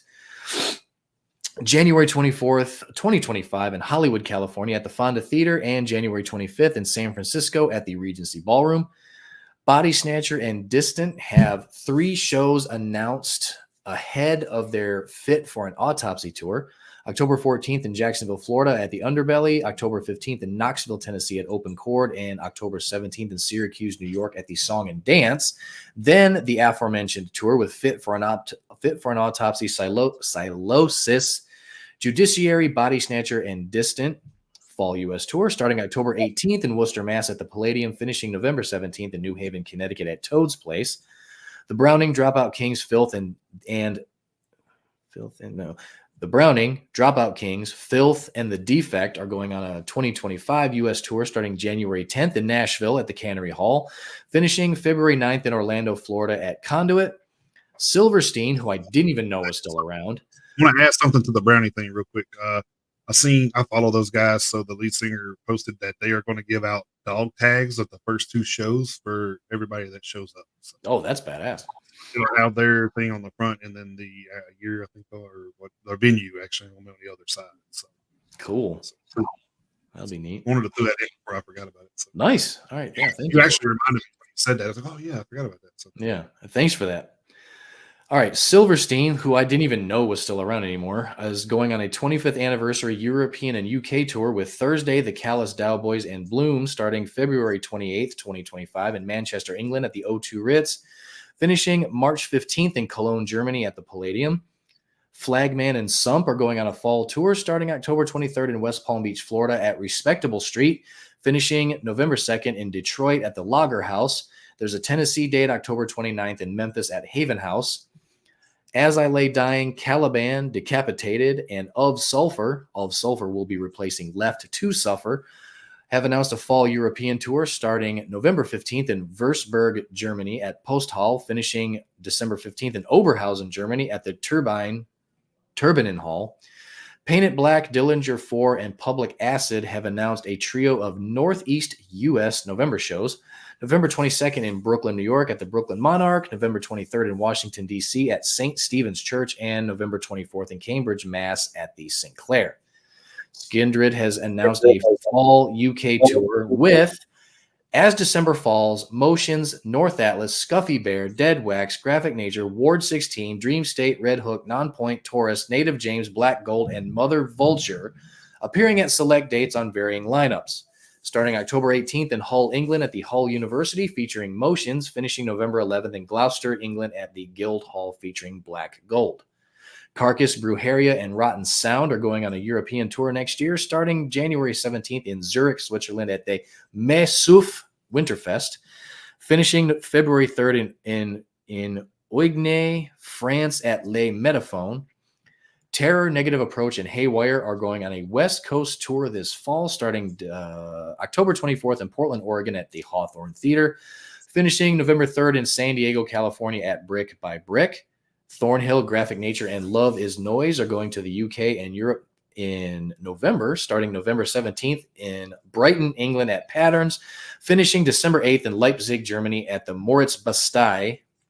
Over at blabbermouth.net, Refused is going on a 2025 farewell tour with Quicksand starting March 21st, 2025, in Brooklyn, New York at the Brooklyn Paramount, finishing April 10th in Sacramento, California at Ace of Spades. And last but not least, Motley Crue has announced a trio of Sunset Strip club shows. October 7th at the Troubadour, October 9th at the Roxy, and October 11th at the Whiskey A Go Go. They may be fighting them for different reasons this time. Might. And one thing about those shows is the only way to get tickets is to go to the venue and get hard copy tickets. Oh, that's a nice thing. Yeah. Which I think is cool as hell. And only two tickets per person. That's a good thing too. They should limit everything. Mm-hmm. Two tickets a person, and you got to go to the venue to get them. So that's old school shit for all you kids out there. You actually had to go get your damn tickets back in the day. So, oh, man, I wish I would have but that's hitting the road for the 7th through the 13th. Wish I would have thought to tell you we could have did show and tell. I forgot about that. So, I actually had something I wanted to show you. Oh, well, all right. Next week we'll do it next week. Yeah, that'll be fine.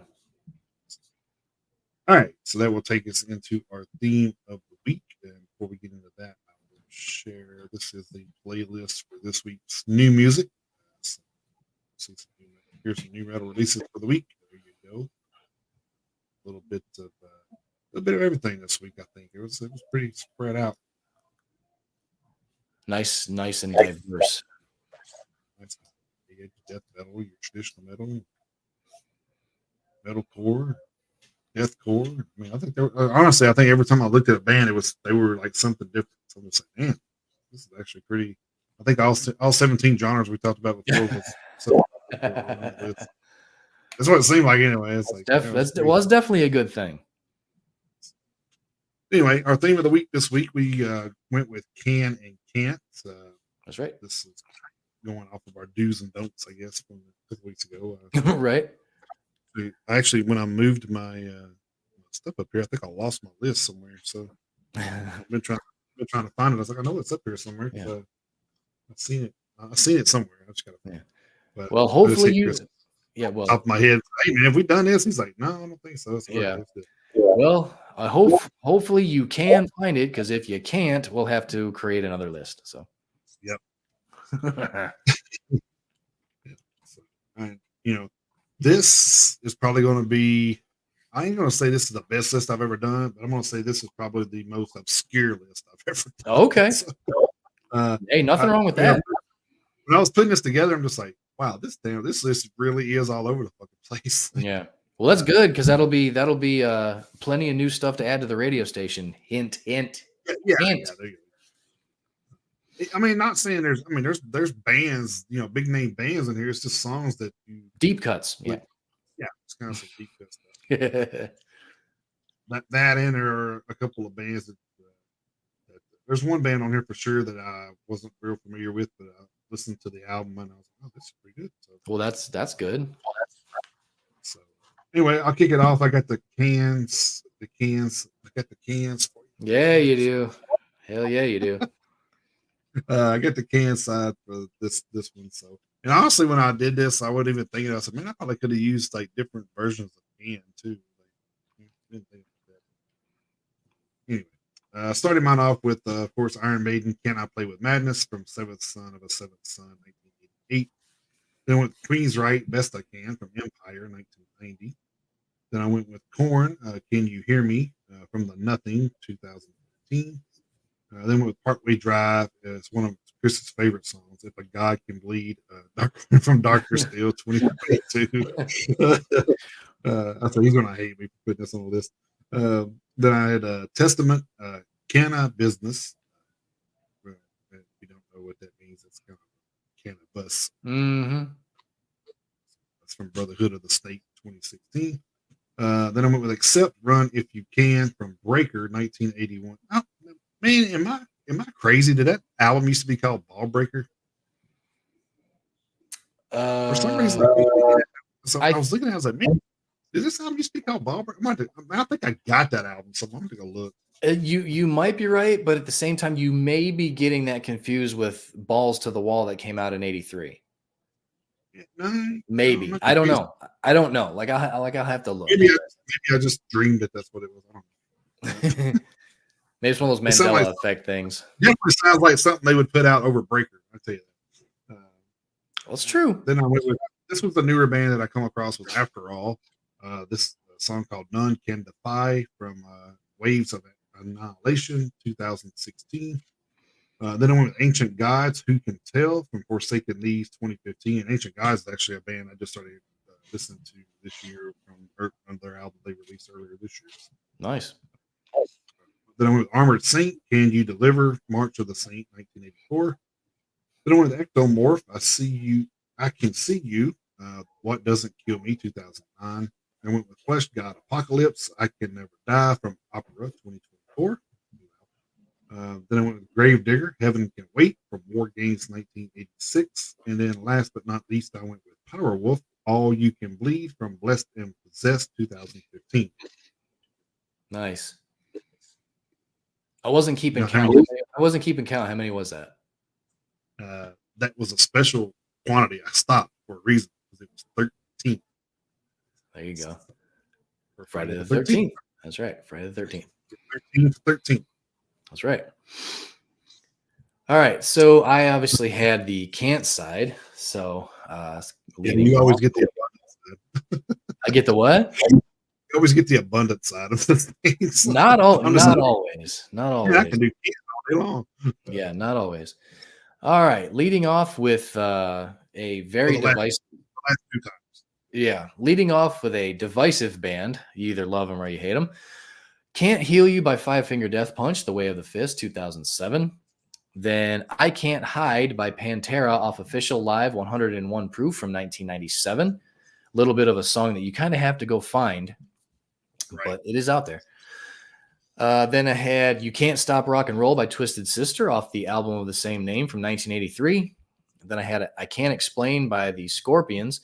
This one was weird because according to like Google and according to like Encyclopedia Metallum, it was on one of their albums that came out in 1988, but then you go to the album on Spotify and it's not there, but it was a single in 1989. It was on Savage Amusement, wasn't it? Yeah, it was supposed to be, according to everything on the internet, but then you go to look for the song and I could only find it in single form. So that's weird. So I found the song, it's out there, but I don't know. It was kind of weird. It was silly what I was kind of going through to. So I ran across one like that too, and I really wanted to include it because it was a Hunter song, and of course we just talked about Jill Janis's birthday, where she right 2018. So I thought, man, that would be a good honor to try to put her on the list. But then it was called Vultures Can Wait. Vultures Can Wait was the name of the song.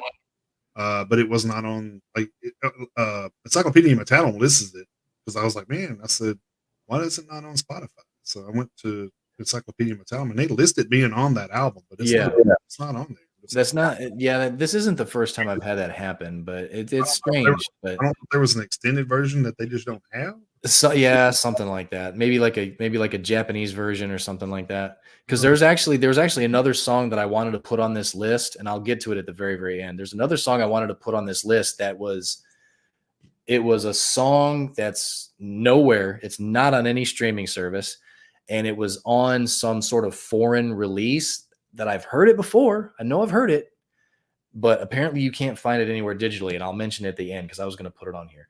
But yeah, I Can't Explain by the Scorpions. I have it listed as a single from 1989 just because of the whole thing. It was where I couldn't exactly find where. Sure, it's got me curious. Now I do have that cassette somewhere, so I'll dig that up. Yeah, and then next I had "Death Can't Save You" by Slackjaw, which right now is a single. Because they have an album coming out later this year, so it's like the first single off the album, but it's badass. Then I have "It Can't Be This" by Death Angel off the Evil Divide by 2016. Then I had "Forbidden Territories" by Flotsam and Jetsam off their self-titled album for 2016, because obviously if you're forbidden to do something, you can't do it. Then I had "Fight 'Em Till You Can't" by Anthrax off of Worship Music from 2011. Then I had "Can't Take It" by Herman Frank off The Devil Rides Out from 2016. Then I had "You Can't Get More" by Ectomorph off Aggressor from 2015. Then I had "Those Who Cannot Speak" by Shadows Fall off The War Within from 2004. Then I went with "Forbidden Zone" by Dogma off their self-titled album from last year. Then I had "You Can't Bring Me Down" by Suicidal Tendencies off of Lights, Camera, Revolution from 1990.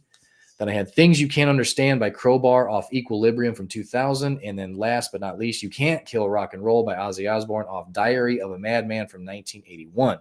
And speaking of Ozzy Osbourne, the song I was telling you about was a song called "I Can't Save You," and it was on a special edition of Black Rain that wasn't released in the United States. So the song is out there. You can listen to it on YouTube, but you can't stream it anywhere. So I was going to put that song on the list, but I can't because you can't. So that one gets an honorable mention, I guess. I was just curious about the interest thing. So I was like, well, I'm going to look it up because I have an Amazon Music account too. So I'm going to look on there. Yeah, it's not there either. So it's kind of weird that they have it listed. It's got to be some sort of overseas release. It's got to be. I'm going to Google it. To be listed on Encyclopedia Metallum, but not being able to find it had to be a special edition, something or other. Had to have been.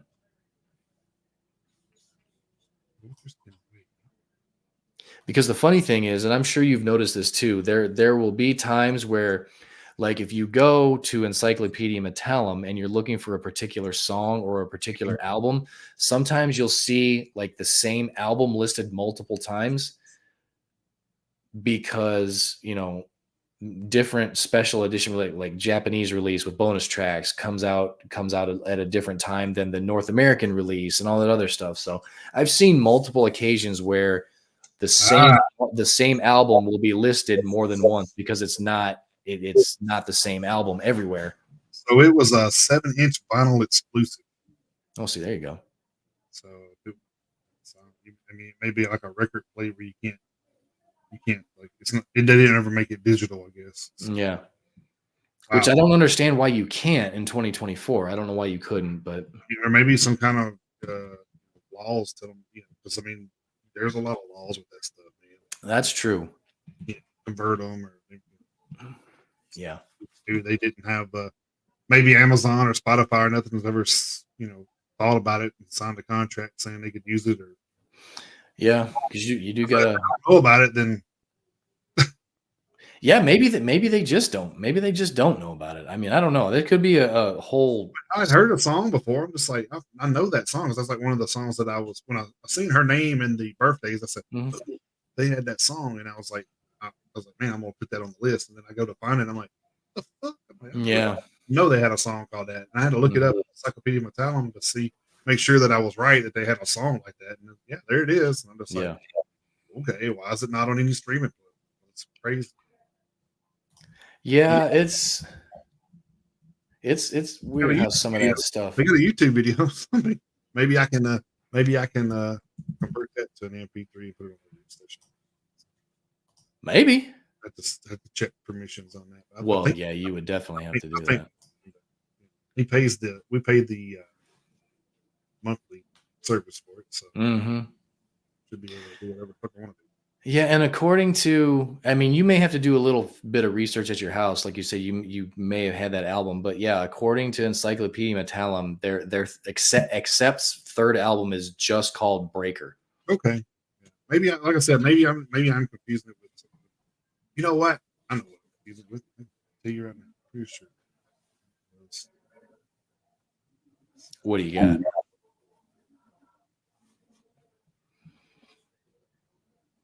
Yeah, that was Ballbreaker was an AC/DC album. That's what. Oh, yep. That's what. Yep. So I knew it started with an A. Yes, I get partial. Yeah, and Ballbreaker came out in what, 15? Somewhere around there? 95. Oh, 95. What am I thinking of? Fuck, I don't know. Obviously something that came out 20 years later for some reason, but I don't know. They had an album. I don't know. I don't know why 2015 stuck in my head, but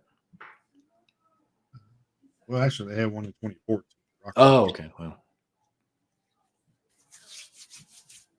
yeah, well, that is the playlist of the week. yep. Which Chris already has that queued up, ready to send over. So. I do. I was about to say I already made it. I just gotta send it to Jason.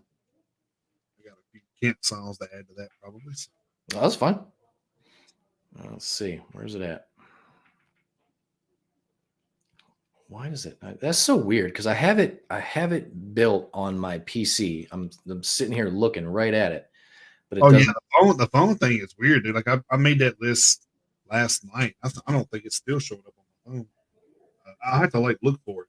Like I could put in Metalheads Unite and put in the theme, and it'll pop up. I don't know what's going on with Yeah, it's weird. Well, I mean, I'll get it sent to you as soon as I can. It is built. Oh, wait a minute, I'm sorry. The playlist, my playlist is on there. Probably because I've been listening to it on the computer. Oh, okay. Well, I guess he made it. I guess I should let him see it. But yeah, so it's built. I'll get it sent over to you as soon as I can. All right, that will take us into our final segment, which is album. Album reviews. Yep. I was actually thinking we would get something, but we didn't. Like I said, we have done this in once in 3 months. We haven't done it a lot, that's for sure. It's kind of like, I feel like I'm forgetting something. Anyway, album review time. So this is another first. I told you there's gonna be a lot of firsts tonight. So this one is kind of a first for me. Chris, I'm going to tell you, you're probably going to want to listen to this one. Okay. That gives you any kind of sense of what I'm about to say. So. I went with Timeless Fairy Tale. The album's called A Story to Tell. They are a neoclassical power metal band and actually they got them listed from Denmark, Italy, and Sweden. So I don't know how that works out. But yeah. I don't know if they fly in and record or whatever they do. They were just formed in 2023. Of course, these guys have been in other bands, so they're not new to the music scene. They're just new together. So current members is Carmine Vivo on bass, Victor and Nebjorn on drums, Luca Soletto on guitars, and then Henrik Brockman on vocals. Actually, proud of myself. That's what they do with it. I was like, man, I'm gonna butcher this. Maybe I'm getting used to just saying those names. We've done it. Might be. I don't know. I feel like I still go over there and say it in my accent, and they're still like, dude. Can you say that in English? Yeah, I'm speaking English, motherfucker. Yeah, but like I just did. I am speaking English. It's kind of funny that we talk about this, and I'm like, that's my moniker, the Cornbread Metalhead, for that reason, because of the accent. But I think a lot of it, like I listen to my mom and them, and I'm just like, dude, mine really isn't that bad when I listen to their ass, because butcher some words, dude. Like they be adding letters and shit. I'm like, it's like, okay, that's pretty sure that doesn't have an R in it. Uh, they say wash instead of wash. Warsh, yeah. What the hell's a war? What do you wait? Warsh. Yeah. R and watch? Oh, yeah. Yeah, it's pretty funny. Anyway, this is the band's debut album, of course, being formed in 2023. 11 songs, 47 minutes and 1 second, so it's a little lengthy. I don't know. That's probably about average, actually. Yeah, it's not too bad. Everything about this screams power metal. I'm just going to tell you. So that's why I was like, as soon as I heard this, I mean, Chris would probably love it. So I'm probably not going to be as good on it as Chris would be. So I was going to bring it up to you, let you listen to it. All right, I'll check it out. Kind of see what you think. So, because you're more of the expert in that genre than I am. Well, I may be more of an expert, but I'm far from an expert at the same time. I mean, same when the roles vice versa. Right? Yeah. I swear. So the thing about this is I swear I hear keyboards in this, and you would be expected in a power metal album, right? But there's like no keyboard person listed, so I have no idea who's actually fucking playing. It's kind of like it threw me off because I was in like the second or third song, and I was like, heard guitars, then I heard, anyway, that's a fucking keyboard. Yeah. Okay, who's the keyboardist? Like you don't even give him credit. Like, what's going on? Maybe it's on Luca's guitar too, so he just kind of plays both.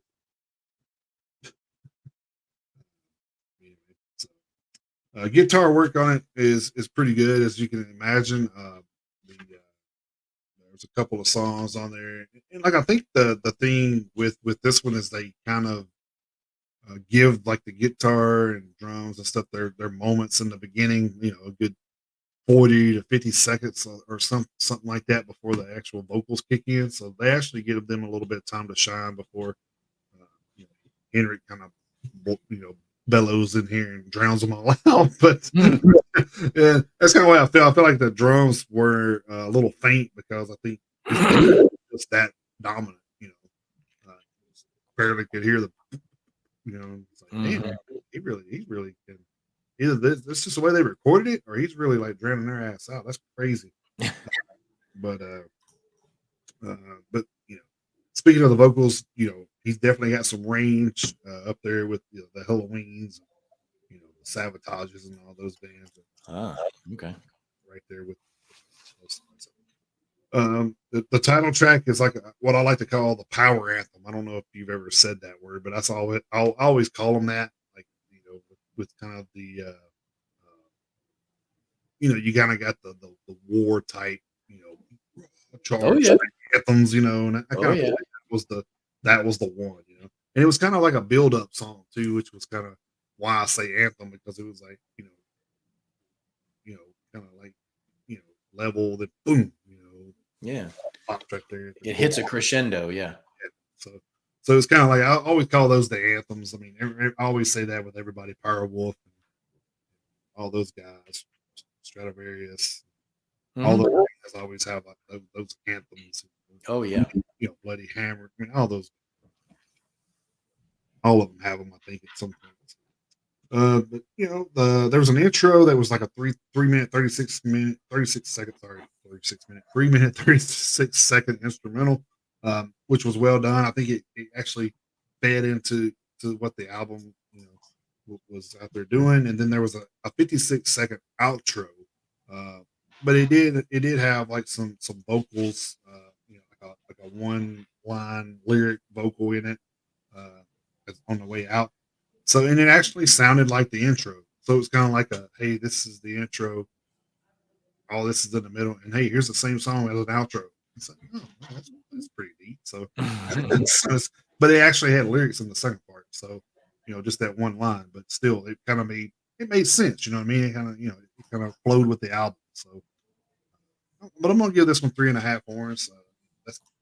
That's kind of generous for me because, I don't usually, gravitate toward the power metal stuff.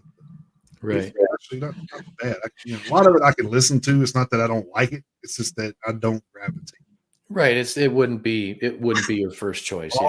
All those songs come on, my playlist sometimes. I'm like, oh, okay. Yeah. I can dig it. I'm just not. crazy. Yeah, totally understandable. All right, my review this week is the new album, of course, by War Priest called Gloom Breaker. They are a heavy / doom metal band formed in Atlanta, Georgia in 2013. Their lyrical themes are fantasy and Christmas. That's awfully specific. They are actually a duo, and I'm guessing they're married. I don't know for sure, but I'm guessing that they're married. Ellis Wilson on vocals. That is the female counterpart to Robert G. Wilson Jr., who does all the instruments and does vocals. This is could be brother and sister. Could be, yeah. Could be married. Could be sibling. Be married too. Yeah. Well, they are from Georgia, so just kidding. Just kidding. Everybody from Georgia. Just relax. I'm just kidding. This is their third full-length album. Their self-titled debut came out in 2020. Dark Ages came out in 21, leading up to Gloom Breaker coming out today. 7 tracks in length, clocking in at 50 minutes and 14 seconds. So this one is, for 7 tracks, this one is a little on the lengthy side. And in typical doom metal fashion, most of the album is in down tempo, which is, to be expected for doom metal, because that's just kind of part and parcel of the package. The tempo finally did pick up on track number 4, The Scorched Earth, and ironically enough, that was the shortest song at 4 minutes and 46 seconds. Every other song was like I say, down tempo, very, very slow, methodic pace. One thing that I do like is, like I say, both members of the band, they get their own turns to sing. It's probably, I would say the vocals are probably half and half, done by both members. Vocals 99.99% clean all the way throughout. There's a couple teeny tiny parts where like each of them tries to get a little aggressive, little growly, but clean vocals all the way through with a couple of exceptions for both vocalists. I had no issues with the vocals. There were a couple of parts where they both tried to do kind of like a falsetto thing that didn't really work for me. It just seemed super duper out of place. When they were singing, just their regular vocals, they seemed fine. A lot of the song structure, even though it was like typical doom metal, some of the drum lines were pretty basic. I mean, just like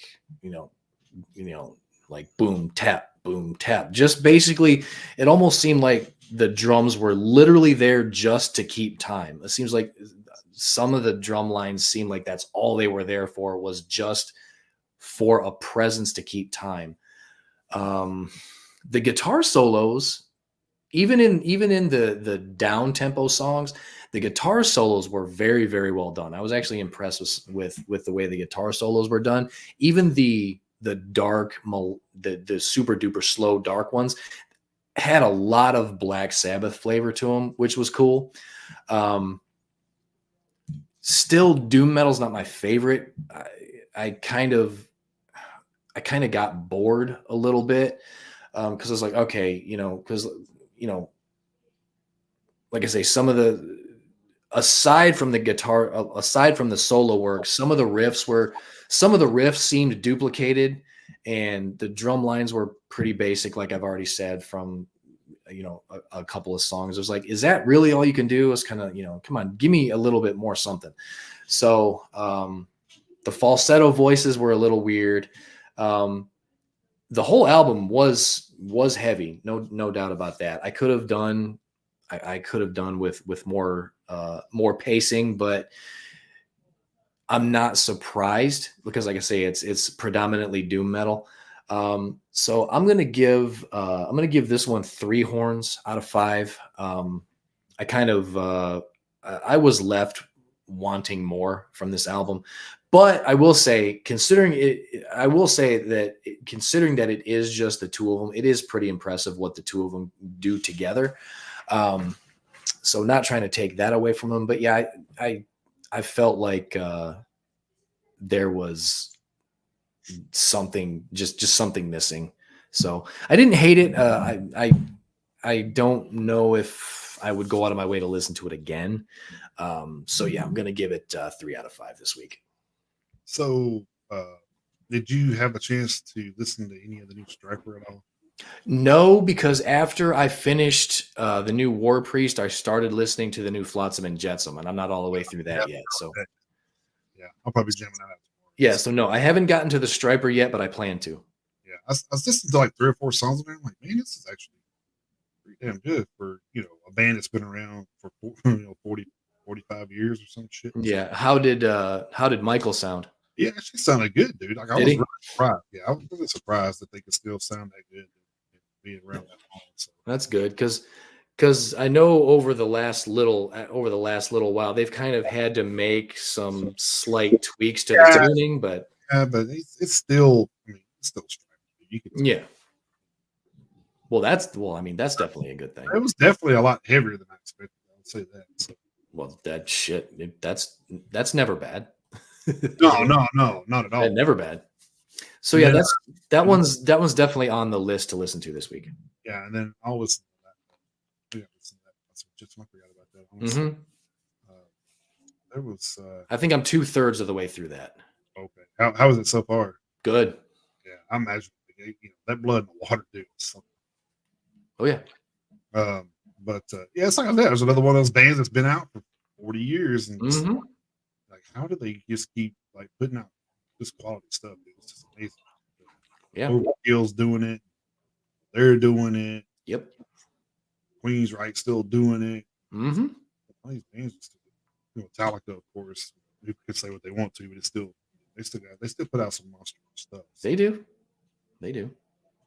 So I wanted to, before we get into next week's stuff, I just wanted to remind everybody the playlist. I don't know if you know, but there's some, like, it's probably a little bit of a who's who going on in there. I mean, there's a new Mastodon, Lamb of God. They kind of recorded a song when they were on the road. I actually got to hear that song when they played live, but they actually did a song together.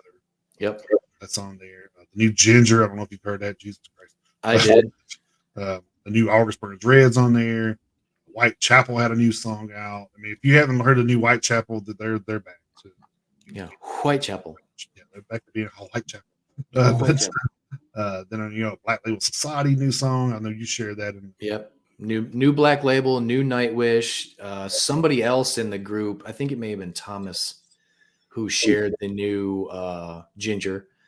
So, by the way, actually, that was probably Taylor Mullins. Might have been. He's a huge fan. So.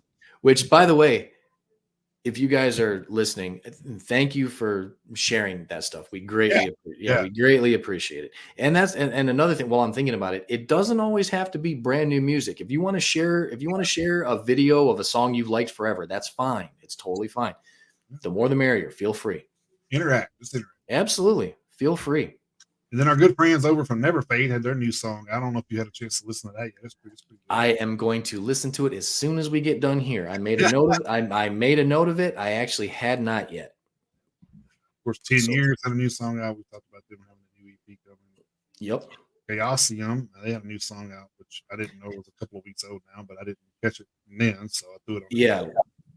Which I still need to listen to that too. So bringing that up, it was funny that I was looking at the video, and then I was looking at the comments, and somebody in there goes, "Oh, it's Motionless in White meets Korn." I'm just like, okay, dude, what's wrong with that?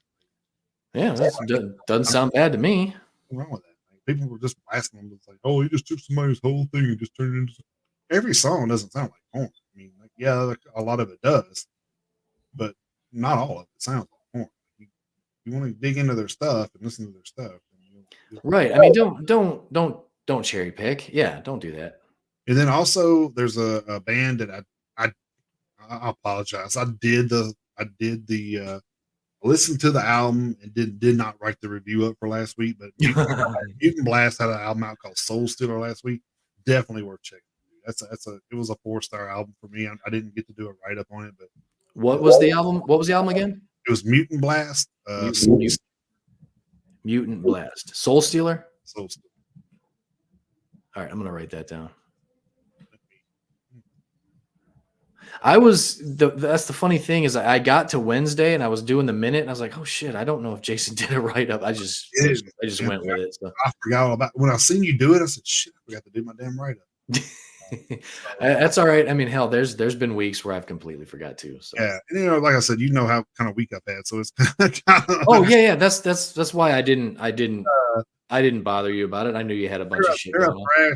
They're a thrash band, so you'll definitely dig them. So, nice. From Finland. Nice. 21, 20, somewhere around in there. So maybe not a little bit.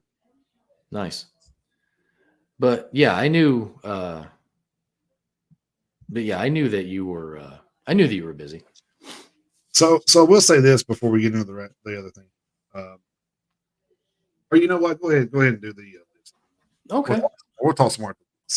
All right. Well, coming up for this coming Friday, September 20th. That's pretty decently length list. Leading off with Abandoncy with Assailable Agonism, Evangelist with Perdition, Ecstasis Meta, Aluna with Fever Dream. Let's see, what is Antimosda Beast with Vision, Anubis with The Unforgivable, Avernus with Grievances, Avnea with Road to Eye, Bad Neighbor with Millions, Black Mold with In the Dirt of Oblivion, The Black Pacific with Here Comes Our Wave, Blighted Eye with Agony's Bespoke, Blutgott with Drakorgoth, Born Broken with Am I Invisible, Braggin' Rights with Small Gods, Brant Bjork Trio with Once Upon a Time in the Desert, Charlotte Wessels with The Obsession, Coffin Rot with Dreams of the Disturbed, Crimson Veil with Hex, Cut with Annihilation Road, that's a re-release, Danger Zone with Shut Up, Daufot with Glitter, Death by Gong with Descalator, Shut up. Death Fiend with Dark Rising, Deathless Void with The Voluptuous Fire of Sin, Decimals with Mirages, Defiled with Horror Beyond Horror, Deaf Light with Frequency of Fear, Demon Head with Through Holes Shine the Stars, Deva Silence with a self-titled album, Die So Fluid with Skin Hunger, Dog Eat Dog with Walk With Me, that's a re-release, our friends in The Dude with Dissonance, so looking forward to that, Dreamless Veil with Every Limb of the Flood, Dungeon Crawl with Maze Controller, Eagle Twin and the Otolith with Legends of the Desert Volume 4, Eclipse with Megalomanium 2, End Loser Abgrund with Kein Vergeben Kein Gnade. That's an EP, and I guarantee you I didn't say that right. I'm sorry about that. Envy with Eunoia, Eradicator with the Paradox, hold on. Isak Trillium with Doth Dernial. I don't know I'm not sure what language that's in. And then we have Eva Kant with Emissary, Fight Dice with Total Party Kill. Flag be a week late. Right, yeah. Flag Burner with Apocalypse, The Flying Norseman with a self-titled album, Giant Walker with Silhouettes, Glacial Tomb with Lightless Expanse, Groza with Nader, Heartwind with Heartwind 3, Herbst with Spiegel, Homeric with The Circle of Dead Children, Husk Warna, not to be confused with the Lawnmower, Putrefaction Through Sacrifice, Hydra with Rehydrated, Hiver with Fons de Terror, that's an EP, Iselder with Goganyant, Invocation with the Archaic Sanctuary, Canon Fiber with Catastrophe. I don't know. German, maybe. Kaiser with Lickfun. That's an EP. Coast with Many Things Afflict Us, Few Things Console Us. Kingdom of Giants with Bleeding Star. That's an EP. Krilloan with Return of the Heralds. And that is actually a band that Scarlet Records has sent us. I believe we have that in our inbox. Kubla Khan, Texas with Exhibition of Prowess, Love Lost with Collapse, that's an EP, Luna Sol with Vita Morse, Michael Schenker with My Years with UFO, Mork with Civ, Neptune with End of Time, Nightwish with Yesterwind, Odious Spirit with The Treason of Consciousness, Oscillotron with Oblivion, Paynil Era with Idle Cage, Paulus with Underworld, Phantom Hound with This Place is Haunted, Pink Panther Project with Intoxicating Embrace, Pyra with Veni Vidi Del Leve. Yeah. Rainbow with Live in Munich 1977. Seether with The Surface Seems So Far. Sirius Black with Rise of Akhenaten. Akhenaten. I'm leaving it to that. Servant with Death Devil Magic. Skid Row with Live in London. Somewhere Out with Providence. Soul Ride with Murder Act. Steal the City with Road to Nowhere. Sweet with Full Circle. Temple of Decay with Anti Deus. Terry Grows with Huge Improvement. Thines and Thralls with The Keep and the Spire. Thorium with The Bastard. Unjoyful Play with a self-titled EP. Untervoid with Parasite. Unto Others with Never Neverland. Vended with a self-titled album that may or may not be interesting. Veritas with Silent Script. Violescent with a self-titled EP. Virgin Vampires with a self-titled album. Vision Divine with Blood and Angels Tears. That may be another one of those. Yep, that's another Scarlet Records release that we might already have. We have Voltor with Non Aro Sed Pharaoh. Void of Vision with What I'll Leave Behind. The White Buffalo with A Freight Train Through the Night. And thankfully last on the list, Wings Denied with Just the Basics. So that's a pretty interesting. Yeah, there were a lot of those that were in a language I do not speak. I'll just say that. So, well, don't ask me. Don't ask me. I don't. I repeat shit a lot of times, hoping you'll correct me. So I'm like, surely he knows. I'm gonna keep saying it until he's like, "No, dude, shut the fuck up." It's this. But yeah, I'm looking forward to that Kubla Khan album. Dude. There's some albums. Yeah, the Kubla Khan, the Dude, the Vended, and then a couple of those albums that Scarlet Records sent to us. So I mean, it's a Demon Head. I ain't heard that. I wonder if that's Sweet. That can't be the same Sweet. Sure. Oh, I don't know. Good question. Good question. Find out next week. Yes, we will. We will absolutely find out. So I was wanting to talk a little bit about. I know I talked to you about shirts. I've been working on few little things with T-shirts. So I'm almost there. So bear with me. We're hopefully before we go to the Louder Than Life, we'll be able to wear new shirts. Hopefully. Yeah. So it's just a lot of finicky shit, dude. It really is. It's you can do it this way, but your image has to be smaller. And I was like, I don't want it smaller, so I can't do it that way. So now I'm like back to doing it some other way. And then Susie's been helping me trying to I just got frustrated and walked away the other night. I was like, dude, I don't fucking know. I'm gonna have to walk away for a while and then go back to it because it's kind of like frustrating. Right. I was there for 4 hours one night fucking with it. I'm just like, dude, I'm pissed.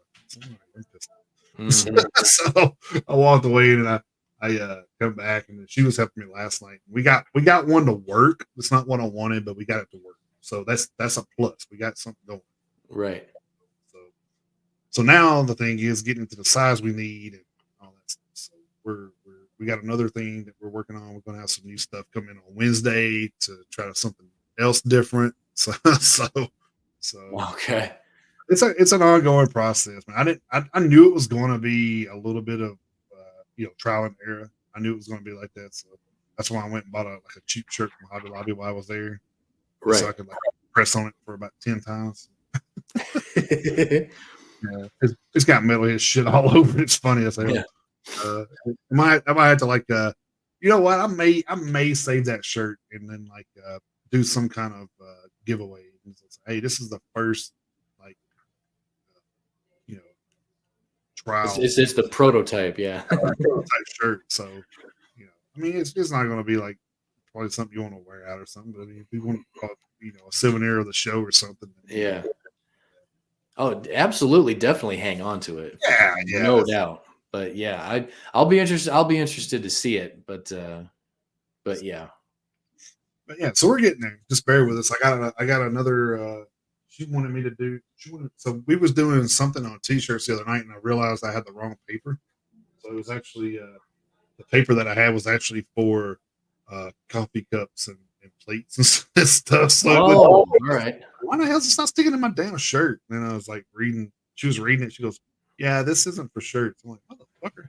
I was reading it. I was like, "Oh, it isn't." So, but it was some of the stuff that came with a a bundle that I bought, so I was just using it.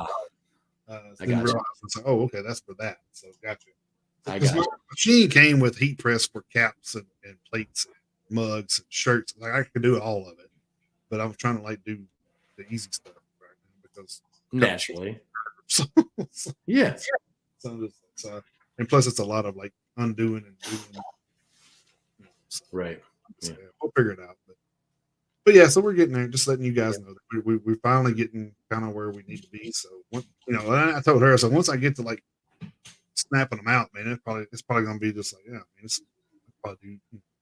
I said, man, you know what? I'm ditching right now, but once I get this down, I'll probably be able to snap 10, 12 shirts out with no problem. So, Yeah. so Yep. that's And yeah, and since you brought it up, we want to let everybody know, and then we'll remind you guys. But next week we'll have our regular show. As of right now, it looks like classic format. But the it probably 20, huh? it probably will be. I don't think I'm gonna like reach out until I get back from vacation. Yeah. So more than likely, we'll be back with our regular format next week. But the 27th, which is two weeks from today, Jason and I both are headed up to Louisville. So we are going to Louder Than Life to obviously to see the headliner, which is fucking Slayer. But obviously we're going for other bands, but the headliner will be Slayer. So we will not be having a show on the 27th because we will be gone. So we will have, I mean, obviously the next week we will have all the recap. We'll have all of the recaps for that. And I still need to look at my so I'm leaving Louder in Life and getting on a plane the following morning to go to Arizona for vacation. So hopefully, I need to look at my plane. If my plane is later in the day, then I'll definitely go show Friday. But if I gotta get up at 5 in the morning, I probably won't be doing it. So. Yeah, so we got a couple weeks coming up where the schedule is going to be interesting. We won't have a show on the 27th because we'll both be at Louder and Life Festival, and then we'll see how the week after that goes. So I'll have an answer next week. I'll yeah. make sure everything's together by then.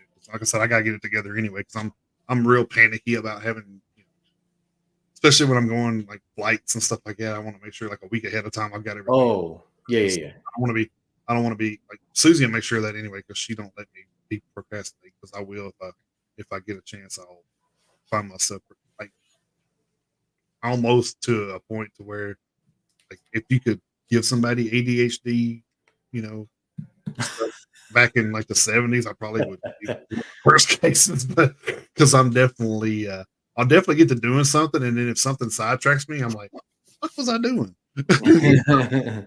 Yeah. So I'm definitely that kind of person. I was like, she'll be like, hey, this is how we're doing things. And I'm like, okay. So she keeps me pretty straight with the vacation stuff. Yeah, well, that's good. So yeah, we'll solidify things in the next coming week in the upcoming weeks. But yeah, the 27th we will be off because we'll both be at a festival. We'll see how things go from there. We'll keep you guys posted in the meantime.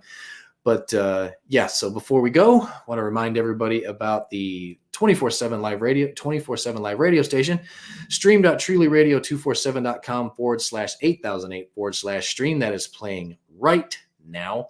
Go check it out as soon as we're done. Follow us on all of our socials, on X, on Instagram, on TikTok, on Rumble, Twitch, YouTube, Facebook group, Facebook page. MetalheadsUniteUSA@gmail.com is our email address. I think I got them all that time.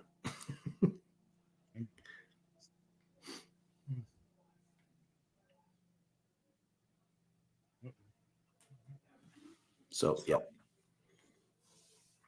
I was actually you said that, and I was like, hey, I wonder what's playing on it right now. And then I went over there and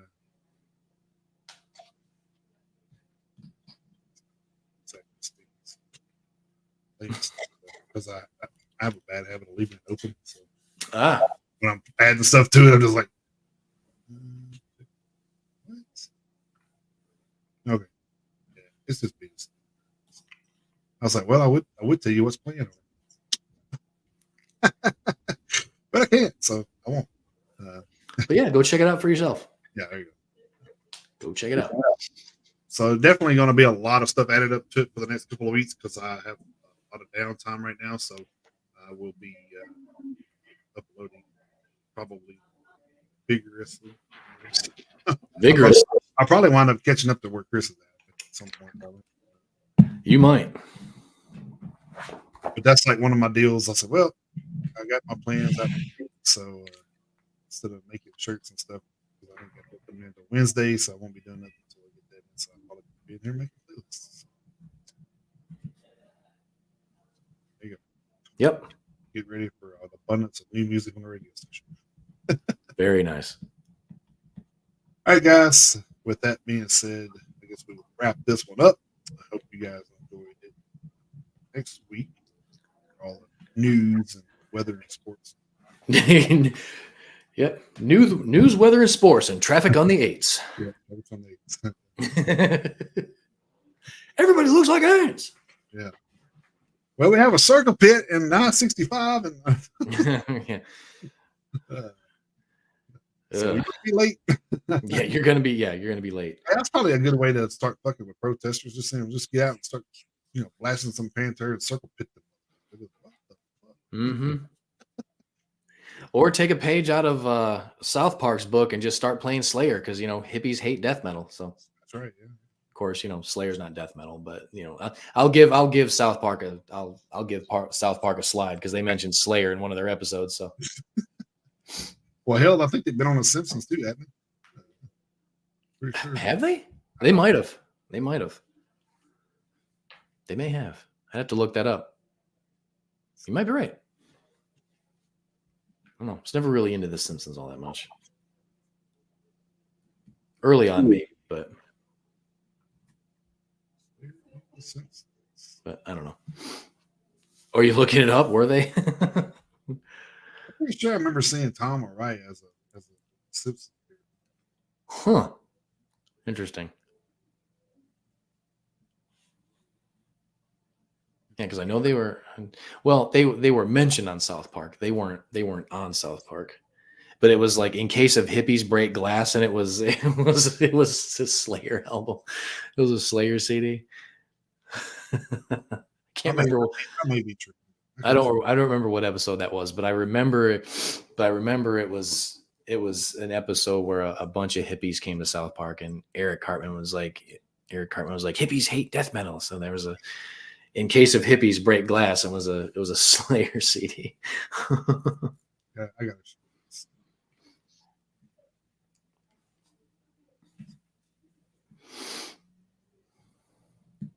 Oh, what do we got? There was Homer with a Slayer shirt on. Oh, see, there we go. So I got that far. I didn't get to see. I like that.